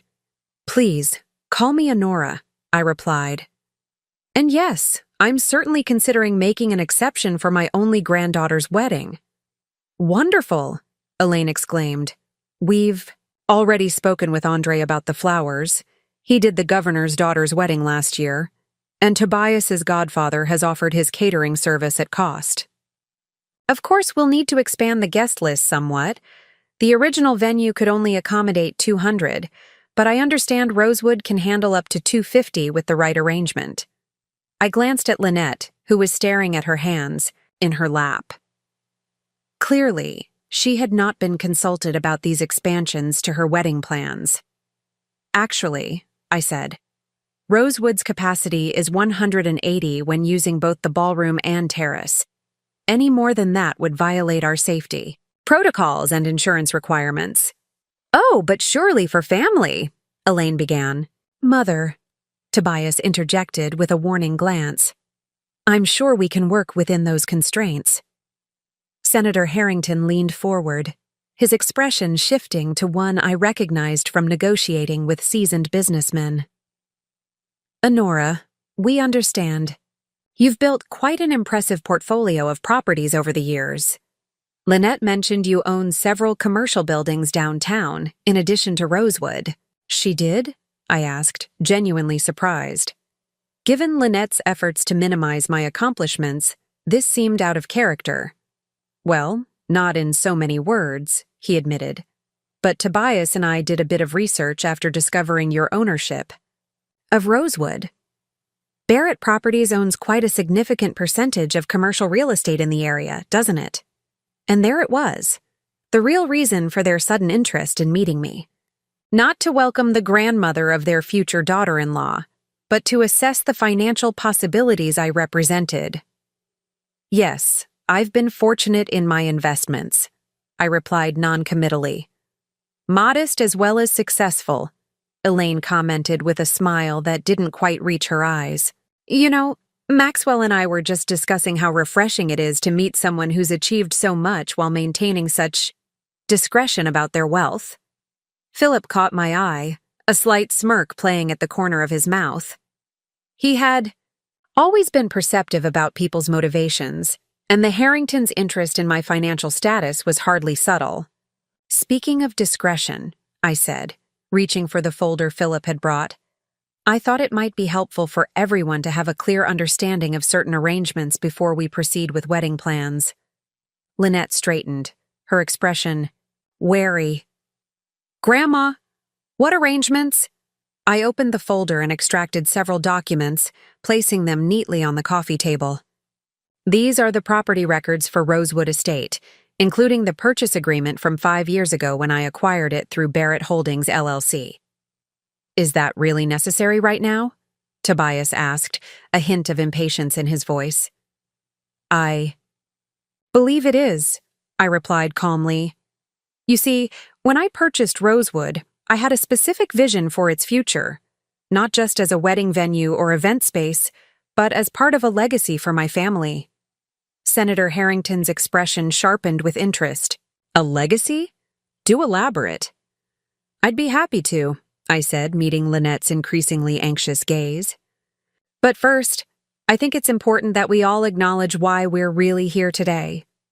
To discuss the wedding venue, of course, Elaine said quickly. No, I corrected gently. We're here because Lynette excluded me from her wedding plans until she discovered I owned the venue she wanted. We're here because the Harringtons suddenly found me worth meeting once they realized my financial position. And we're here because it's time for the truth to be acknowledged before any further plans are made. A heavy silence fell over the room. Lynette's face had drained of color, while Tobias shifted uncomfortably beside her. The senator's expression remained carefully neutral, though a muscle twitched in his jaw. Only Elaine seemed genuinely flustered, her perfectly manicured hand fluttering to her pearl necklace. Now, I continued, lifting another document from the folder, I believe we should discuss exactly what Rosewood Estate means for Lynette's future and for all of our next steps. Grandma, Lynette interjected, her voice tight with anxiety. This isn't necessary right now. We're just here to discuss the wedding arrangements. On the contrary, I replied, my voice gentle but firm. It's entirely necessary. Before we discuss any wedding arrangements, we need clarity about where we all stand. I turned to the Harringtons, maintaining a calm demeanor despite the tension filling the room. Senator, Mrs. Harrington, I understand you've done some research on my business holdings. What exactly are you hoping to learn? The senator recovered quickly, his political instincts kicking in. Merely background, Honora. Getting to know family is important to us. Is that why you waited until now to express any interest in meeting me? Despite the fact that your son has been dating my granddaughter for nearly 2 years? Elaine's smile tightened. We've been terribly busy with Maxwell's Senate duties and our charitable commitments.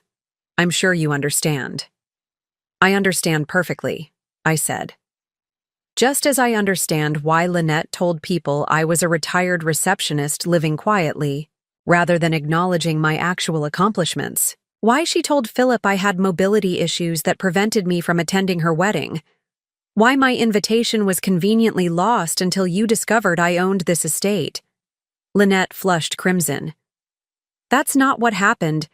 It's exactly what happened, Gerard interrupted, his voice surprisingly gentle despite the firmness of his words. Let's not compound the situation with more deception, Lynette. Tobias placed a protective arm around Lynette's shoulders. Mrs. Barrett, with all due respect, these are family matters that could be discussed privately. My parents came here today in good faith. They came to assess my wealth and determine whether I might be useful to them, I corrected. Just as you suddenly found me worth including in your wedding plans once you realized I controlled something. You wanted. The senator leaned forward, abandoning pretense. Honora, we seem to have gotten off on the wrong foot. We genuinely want to welcome you into our family circle. Lynette is a delightful young woman, and obviously her upbringing reflects well on you. Yet not well enough to acknowledge me until now, I observed. Philip, who had been quietly observing, finally spoke. Senator Harrington, my mother isn't interested in being patronized or in having her very legitimate concerns sidestepped. If we're going to move forward productively, let's dispense with the political double talk. Jamie nodded in agreement. We're all here because Lynette deliberately excluded her grandmother from her wedding, then suddenly changed course when she discovered who owned Rosewood Estate. Those are the facts. The question is where we go from here. Elaine Harrington's composure faltered. This is also unnecessary. We're simply trying to arrange a beautiful wedding for the young couple. If there have been misunderstandings— This wasn't a misunderstanding, I said quietly, looking directly at Lynette. It was a deliberate choice to erase me from your narrative because you were ashamed of who I am. Or perhaps more accurately, of who you thought I was. Tears welled in Lynette's eyes. I wasn't ashamed. Tobias's family is so established, so prominent. I wanted to fit in. By pretending your background was different than it is? By hiding the grandmother who helped raise you because I don't fit your image of what a successful person looks like? Tobias straightened, his jaw tightening. Mrs. Barrett, Lynette has been under considerable pressure.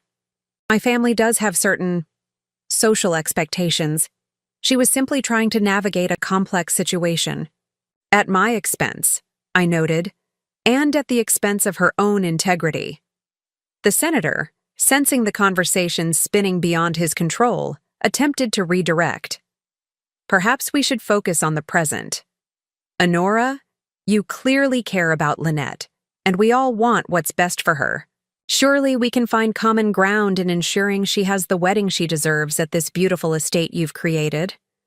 I turned my attention to him, noting the calculating look in his eyes despite his conciliatory words. Yes, let's talk about Rosewood.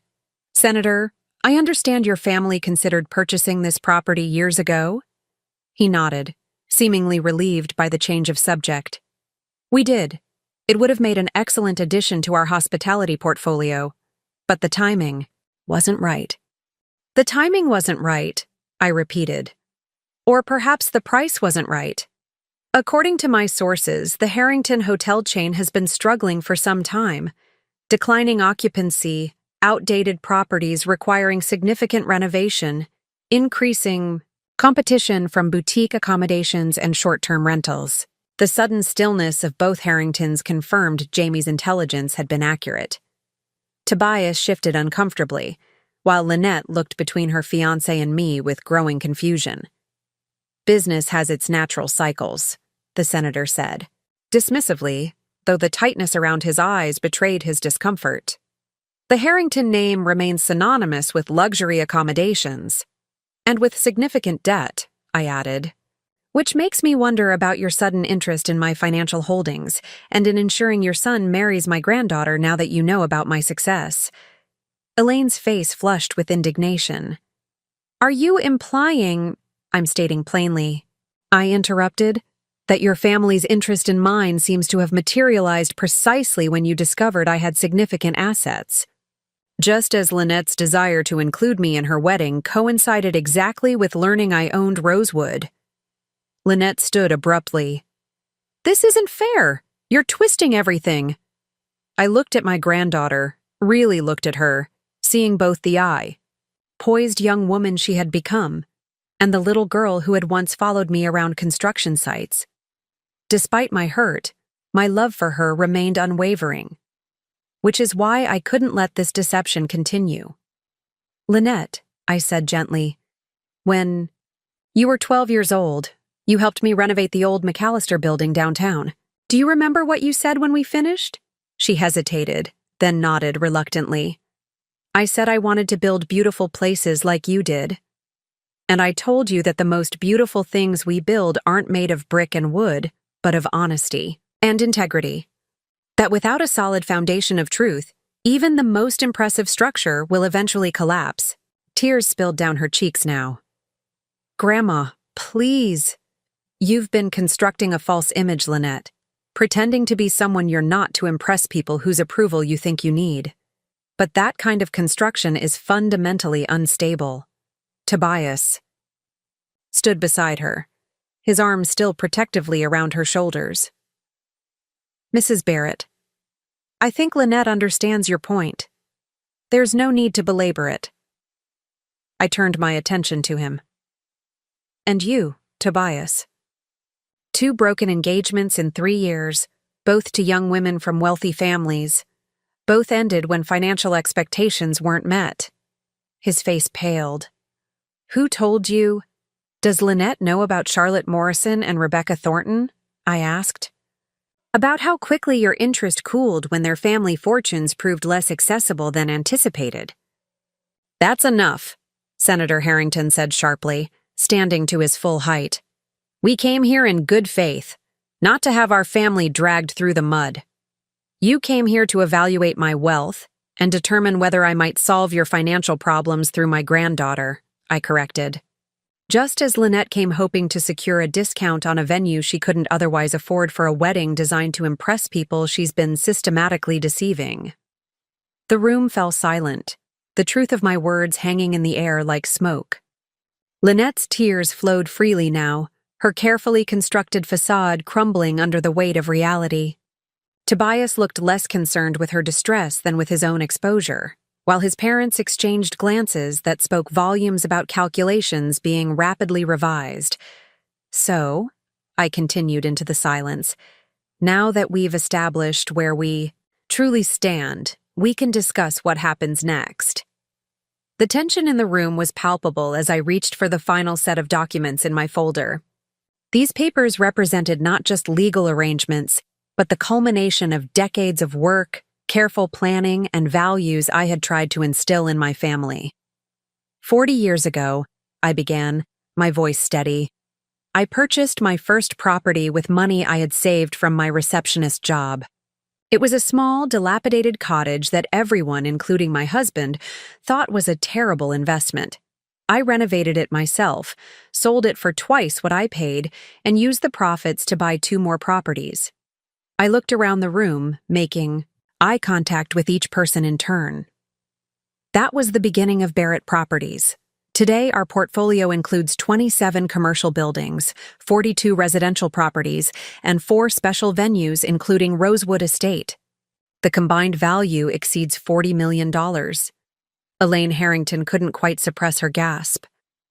The senator leaned forward with renewed interest, while Tobias stared at me as if seeing me for the first time. Lynette simply looked stunned, as if trying to reconcile this information with the grandmother she thought she knew. I never flaunted my success, I continued. I lived modestly, reinvested profits, and focused on building something that would last. I believed in creating genuine value rather than the appearance of wealth. I extracted the key document from the folder and placed it on the coffee table. This is a trust agreement drawn up by my attorney this morning. It restructures the ownership of Barrett Properties, including Rosewood Estate, effective immediately. The senator reached for the document, but I gently placed my hand over it. Before you review this, I want everyone to understand why I'm doing this. This isn't about punishment or revenge. It's about legacy and values. I turned to Lynette, whose tears had subsided, replaced by a wary curiosity. When you were growing up, I tried to teach you the value of honest work, of substance over appearance, of building something meaningful rather than simply acquiring status symbols. Somewhere, along the way, you lost sight of those lessons. Grandma, she began, but I raised my hand slightly. Please let me finish, then you'll have your chance to speak. I took a deep breath and continued. I created Barrett Properties to ensure financial security for my family, yes. But more importantly, to pass on the values that guided its creation: integrity, diligence, responsibility, and gratitude. I slid the document toward the center of the table. This trust divides Barrett Properties into 3 segments. 30% will remain under my management during my lifetime, then transfer to a charitable foundation supporting women in construction and real estate development. The senator's brow furrowed at this, clearly disappointed that a significant portion would be directed away from family, and by extension, from any potential benefit to the Harringtons. Another 30%, I continued, is allocated to Philip and Jamie to be managed according to the principles that built the company in the first place. Philip nodded solemnly, aware of this provision from our earlier conversation. And the remaining 40%? The senator asked, his voice carefully neutral despite the obvious calculation happening behind his eyes. I turned to Lynette. That portion is designated for you, Lynette. Her eyes widened. Me? But, however, I continued, it comes with conditions. Tobias stiffened beside her, his interest unmistakable. What kind of conditions? I ignored him, keeping my focus on my granddaughter. The trust stipulates that before taking control of your portion, you must complete a 3-year apprenticeship with Barrett Properties, learning every aspect of the business from the ground up: property evaluation, renovation, management, tenant relations, financial planning, and corporate governance. The color drained from Lynette's face as she realized the implications. 3 years? During which time, I continued calmly, the assets remain in trust, with income reinvested rather than distributed. You would receive a fair salary for your work, but not access to the underlying assets or their full income potential. Senator Harrington's expression darkened. That's quite an onerous requirement for a young woman about to start married life. It's an opportunity to earn what she will inherit, I corrected. To understand its value by understanding how it was created. Elaine turned to Lynette, her dismay evident. Darling, 3 years is a very long time to defer your future plans. The implication was clear. 3 years was too long for the Harringtons to wait for access to the Barrett fortune. Tobias cleared his throat. Mrs. Barrett, while I appreciate your desire to ensure Lynette understands the business, surely there's a more expedient arrangement possible. Perhaps a shorter apprenticeship or some form of concurrent distribution. The terms are non-negotiable, I replied simply. And there's one more provision you should be aware of. I turned the page to reveal the final stipulation. The apprenticeship must be undertaken as a single woman. If Lynette marries before completing the 3-year term, her portion reverts to the charitable foundation. A stunned silence fell over the room. Even Philip and Gerard, who had known the broad outlines of my plan, seemed surprised by this final condition. That's outrageous, Senator Harrington sputtered, abandoning all pretense of diplomacy. You're essentially forcing her to choose between her fiancé and her inheritance. I'm asking her to pause and reflect before making a lifetime commitment, I corrected, to ensure that commitment is based on love and shared values rather than financial considerations or social climbing. Lynette stared at me, a complex mixture of emotions playing across her face: shock, hurt, anger, and perhaps a glimmer of something else. Understanding? Relief? You don't think I love Tobias, she said softly. I think you love the life you believe he represents, I replied with equal gentleness. The status, the connections, the social position. I think you've been so focused on becoming someone the Harringtons would accept that you've lost sight of who you actually are. Tobias stood abruptly. This is manipulative and controlling. You're using your money to dictate Lynette's personal choices. No, I said firmly. I'm ensuring the wealth I've created supports the values that created it. Lynette is free to choose whatever path she wishes. She can marry you tomorrow if that's what she truly wants. But she should make that choice with full awareness of what she's choosing and what she's giving up. The senator had been scanning the trust document as we spoke, his expression growing increasingly grim. These terms are extraordinarily restrictive. I assume they're legally binding? Completely, I confirmed. My attorney filed the paperwork this morning. The trust is already established and funded. Elaine turned to her husband. They're silent. Exchange speaking volumes? Then she rose with practiced grace, smoothing her skirt. I think perhaps we should give Lynette and her grandmother some privacy to discuss these arrangements. Family matters, after all. The transparent attempt to remove Lynette from my influence might have been amusing under different circumstances. But I simply nodded, understanding that the Harringtons needed to regroup and reassess, now that their plans for easy access to the Barrett fortune had been thoroughly derailed. Of course, I said.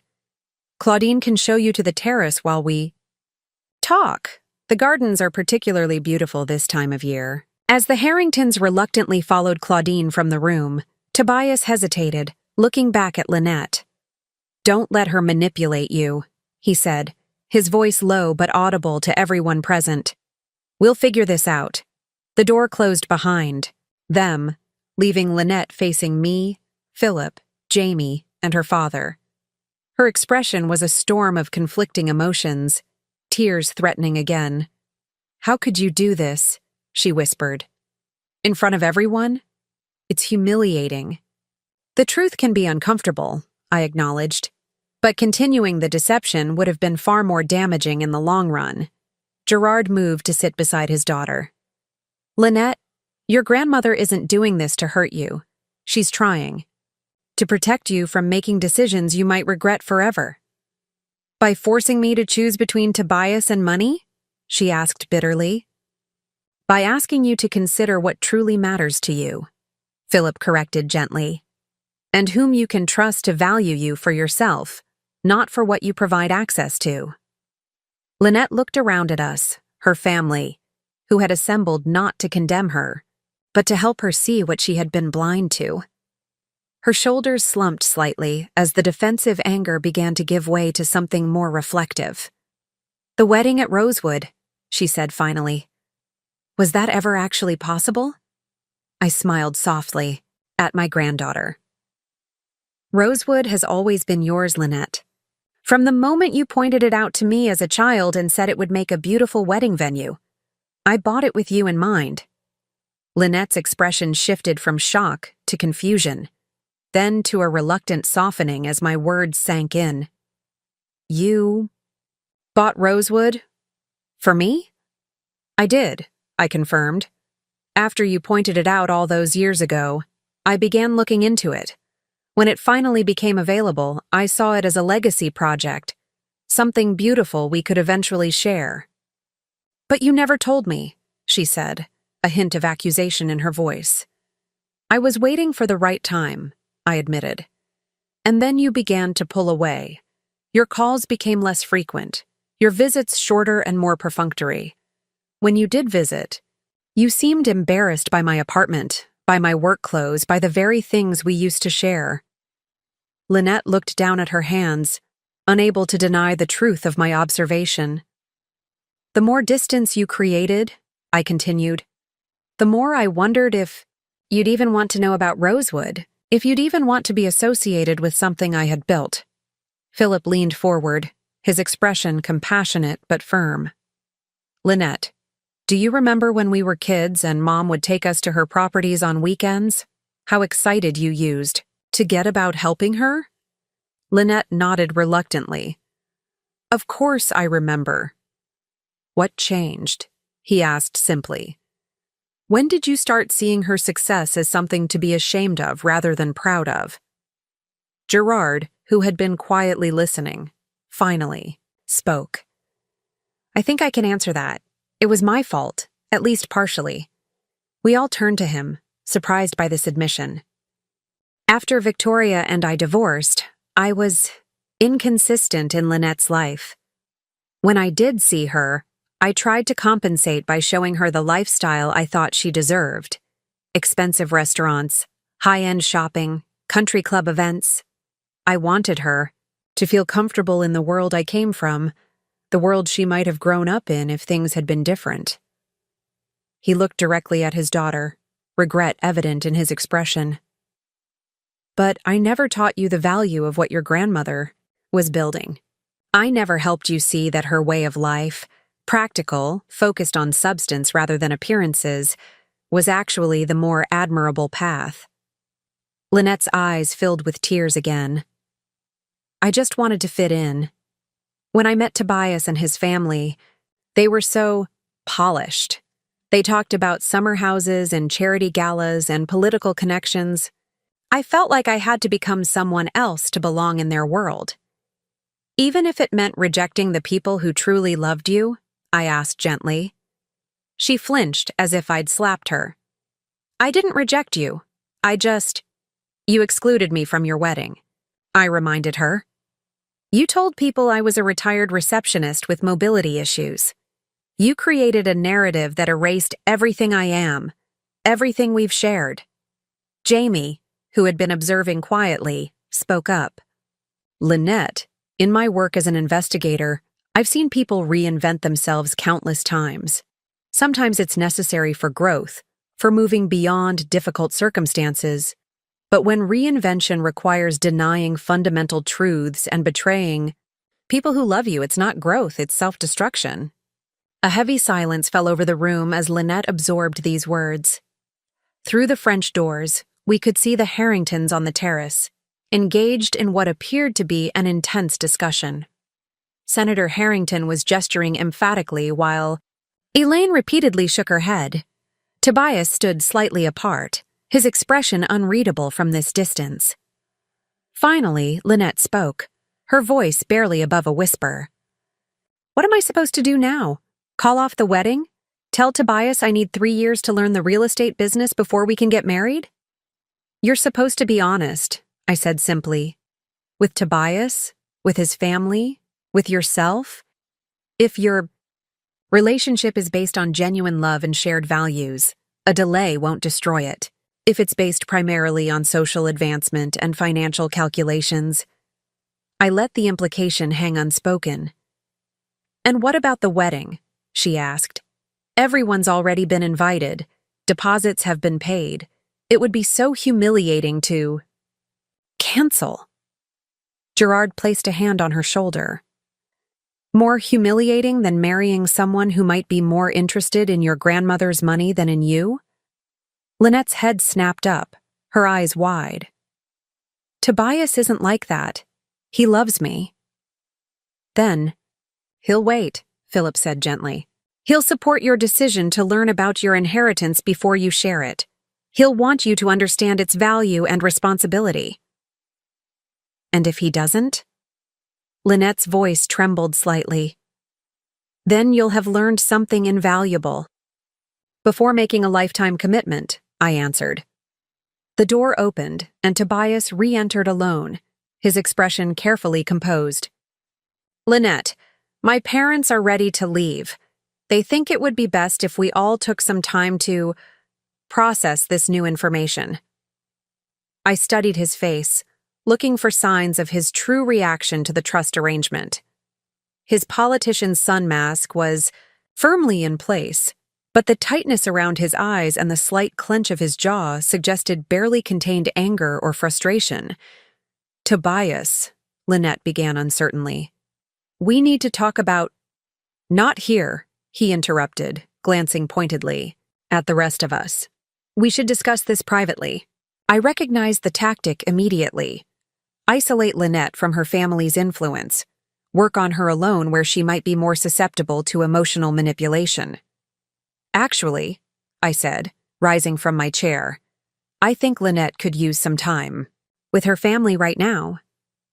Perhaps you and your parents could return to your hotel, and Lynette can call you later when she's had a chance to consider her options. Tobias's mask slipped momentarily, revealing a flash of anger before he recovered. Of course, Mrs. Barrett. Whatever you think is best for your granddaughter. The sarcasm in his tone was subtle but unmistakable. He turned to Lynette, his expression softening in a way that seemed calculated rather than genuine. Call me when you're ready to talk, darling. Remember, we're a team. We'll figure this out together. After he left, Lynette remained silent, staring out the window as the Harringtons' luxury sedan disappeared down the driveway. The tension in Iam's cinema, the room was palpable, each of us waiting for her reaction, unsure whether she would respond with anger, tears, or something else entirely. Finally, she turned to face us, her expression unexpectedly calm. "They never asked a single question about me." "What do you mean?" Gerard asked, puzzled by this non sequitur. "The Harringtons," Lynette clarified.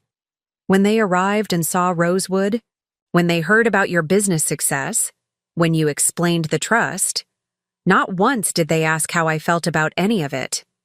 Not once did they express concern for my well-being rather than for the wedding plans or the financial arrangements."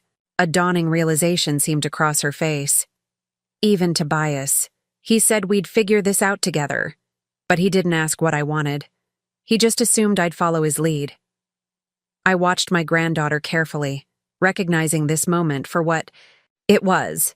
The first crack in the facade she had so carefully constructed.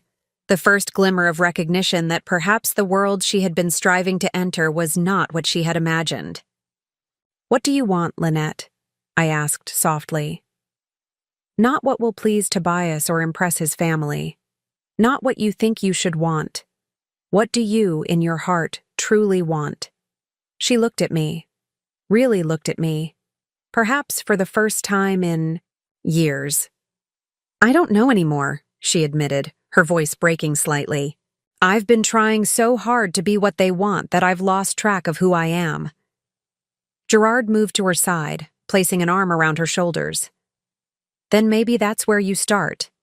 Rediscovering who Lynette Barrett really is, beneath all the careful impressions and calculated appearances." "And how am I supposed to do that?"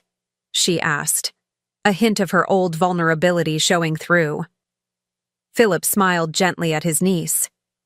"Well, there happens to be a 3-year apprenticeship available that might help with exactly that problem."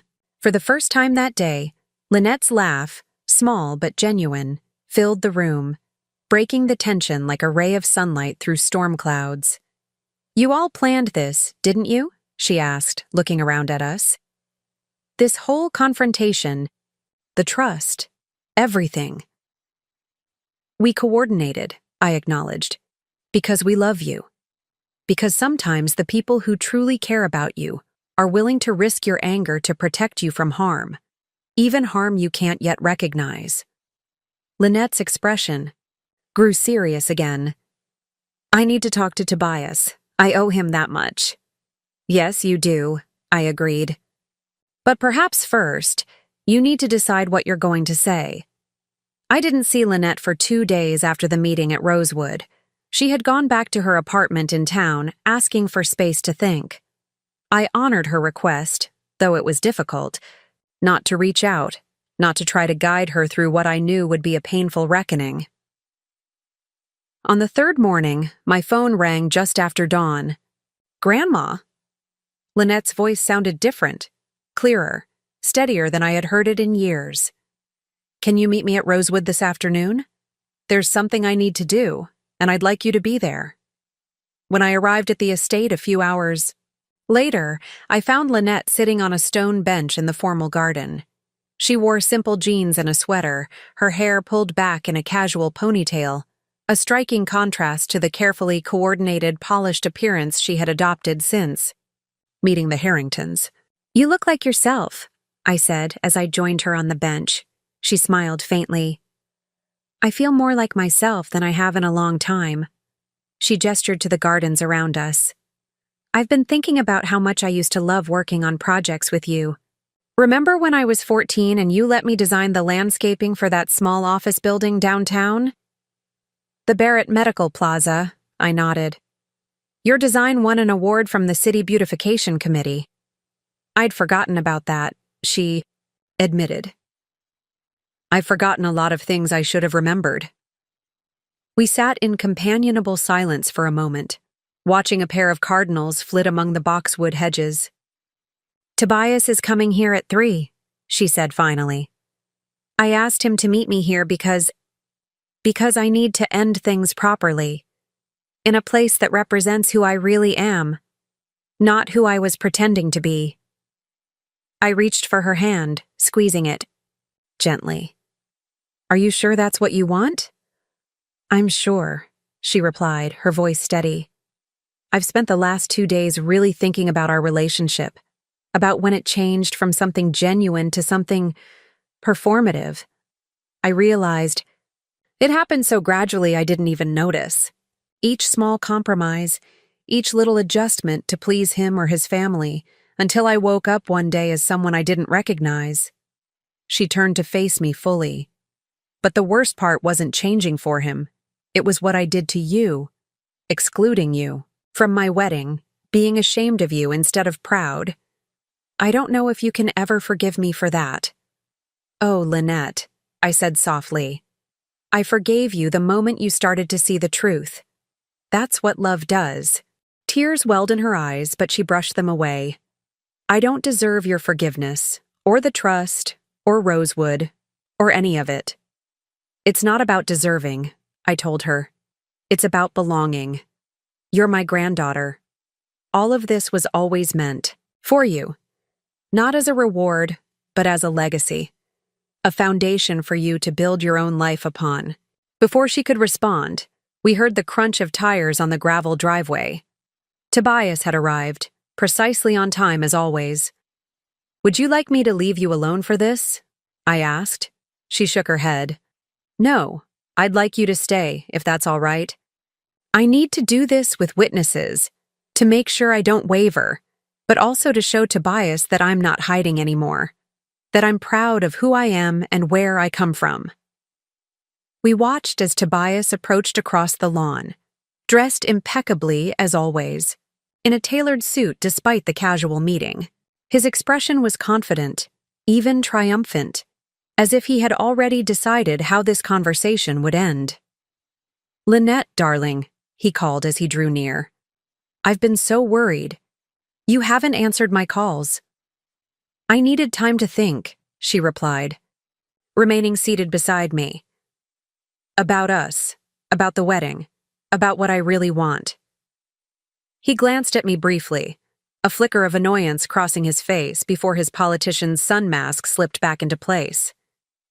"Sweetheart, we don't need to discuss this in front of your grandmother. This is between us." "No," Lynette said firmly. "That's exactly the problem, Tobias. Nothing has really been between just us. It's always been about appearances, about what your parents expect, about the image we present. I've spent 2 years molding myself to fit your world, and in the process, I lost myself." His smile faltered slightly. "You're upset about the trust situation, I understand. But my father's attorneys think we can challenge it. The marriage restriction is probably unenforceable." Lynette shook her head slowly. "You still don't get it, do you? This isn't about the money or the trust conditions. It's about the fact that when my grandmother revealed her worth, your entire family's attitude toward her changed instantly. It's about the fact that you've never once asked what I want or how I feel. You just assumed I'd follow whatever plan you and your parents devised." Tobias's expression hardened. "Is that what she's been telling you? Turning you against me?" "My grandmother," Lynette said with quiet dignity, "has done nothing but show me the truth I was too blind to see. And the truth is, I don't want to marry you, Tobias. I don't want to live a life of carefully managed appearances and strategic social connections. I want something real." The mask slipped completely then, revealing a cold anger that confirmed everything we had suspected. "Something real? Like what? Renovating old buildings and living above a hardware store? You think that's going to make you happy after experiencing what my family can offer?" "Yes," Lynette said simply. "Because it already did once. Before I forgot what real happiness feels like." She slipped the diamond ring from her finger and held it out to him. "I'm sorry, Tobias. The wedding is off." The weeks following Lynette's broken engagement brought a flurry of changes. There were difficult phone calls to make, deposits to cancel, explanations to provide to confused friends and disappointed relatives. Victoria was initially furious, convinced that I had manipulated Lynette into throwing away the social opportunity of a lifetime. But as the dust settled, something remarkable began to happen. Lynette started to rediscover herself. It began with small things. She moved out of her sleek downtown apartment with its carefully curated designer furniture and into the caretaker's cottage on the Rosewood grounds. The cottage was simple but charming, with wide plank floors and large windows that flooded the rooms with natural light. "It needs work," she admitted when she showed it to me. "The kitchen is outdated, and the bathroom plumbing is questionable, at best. But I can fix it myself, the way you taught me."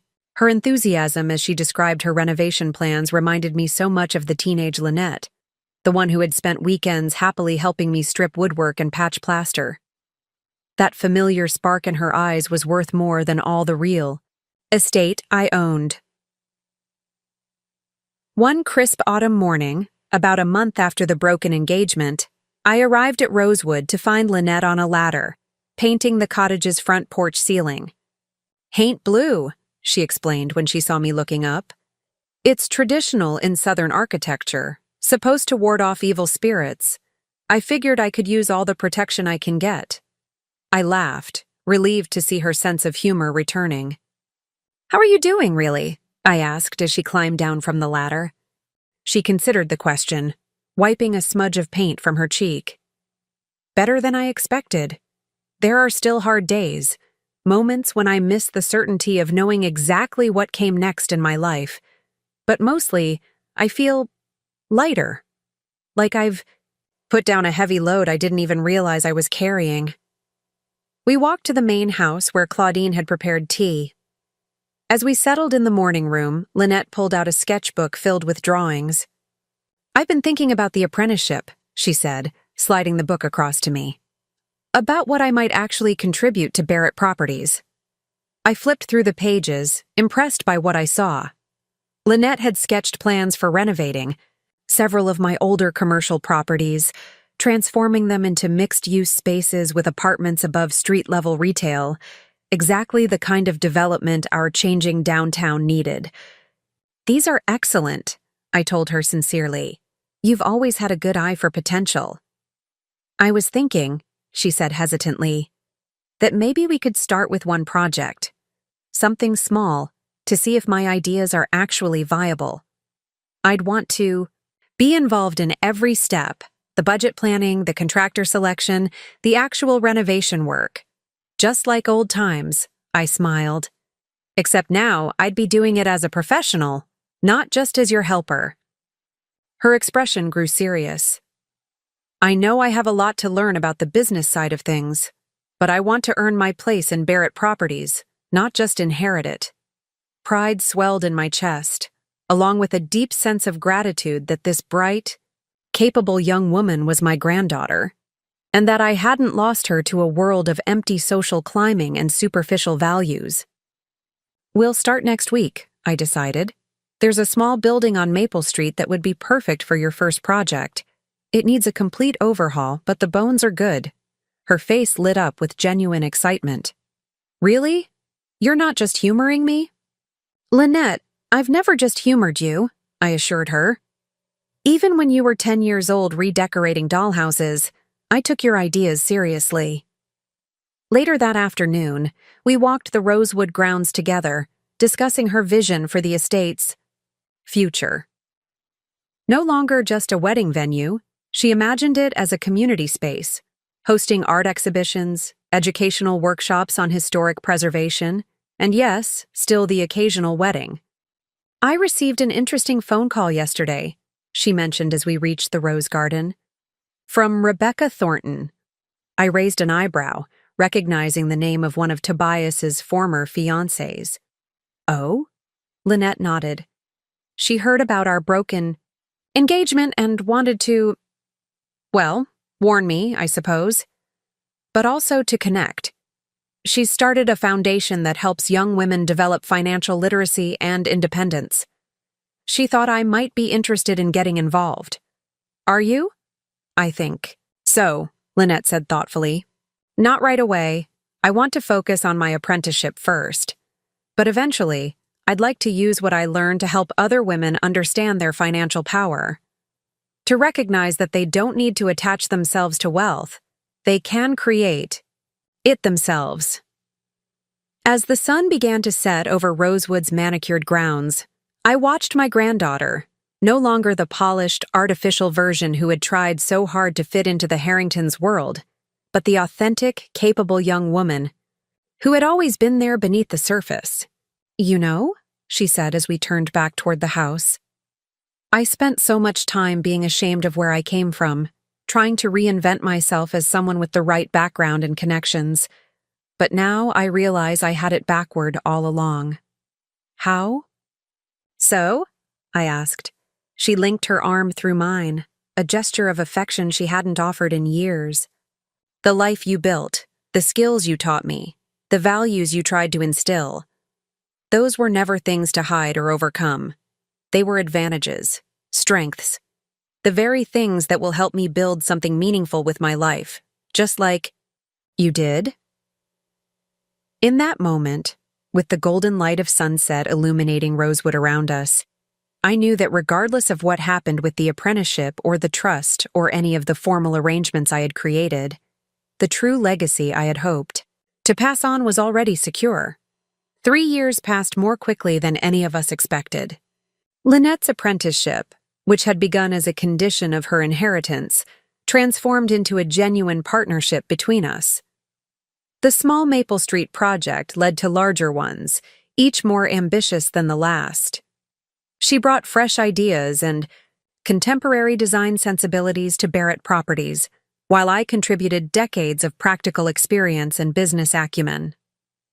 On the day she officially completed her apprenticeship, we stood together on the terrace at Rosewood, overlooking the estate that had become the centerpiece of our shared legacy. I never thought I'd say this, Lynette admitted, but I'm almost sad the 3 years are over. I've learned so much working alongside you every day. Who says it has to end? I asked, smiling at the capable, confident woman my granddaughter had become. The trust conditions have been met, but our partnership doesn't have to change. Lynette had indeed fulfilled every requirement I had established, learning the business from the ground up, participating in every aspect of property management and development, proving herself not just as my heir, but as a talented businesswoman in her own right. Tomorrow she would formally take control of her portion of Barrett Properties, no longer as an apprentice, but as a full partner. Have you thought about what you'll do first? I asked. Now that you have full decision-making authority over your share? She nodded, her expression thoughtful. I want to establish a mentorship program for young women interested in real estate development and construction. Something that provides both practical training and financial backing for their first projects.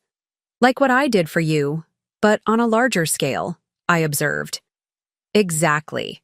Because not everyone is fortunate enough to have an Honora Barrett in their life. She squeezed my hand affectionately. Though now that I think about it, maybe we should call it the Barrett Women's Development Initiative, to make sure your name stays connected to it. We were interrupted by Philip calling from the house. Are you two still talking business? The guests are arriving.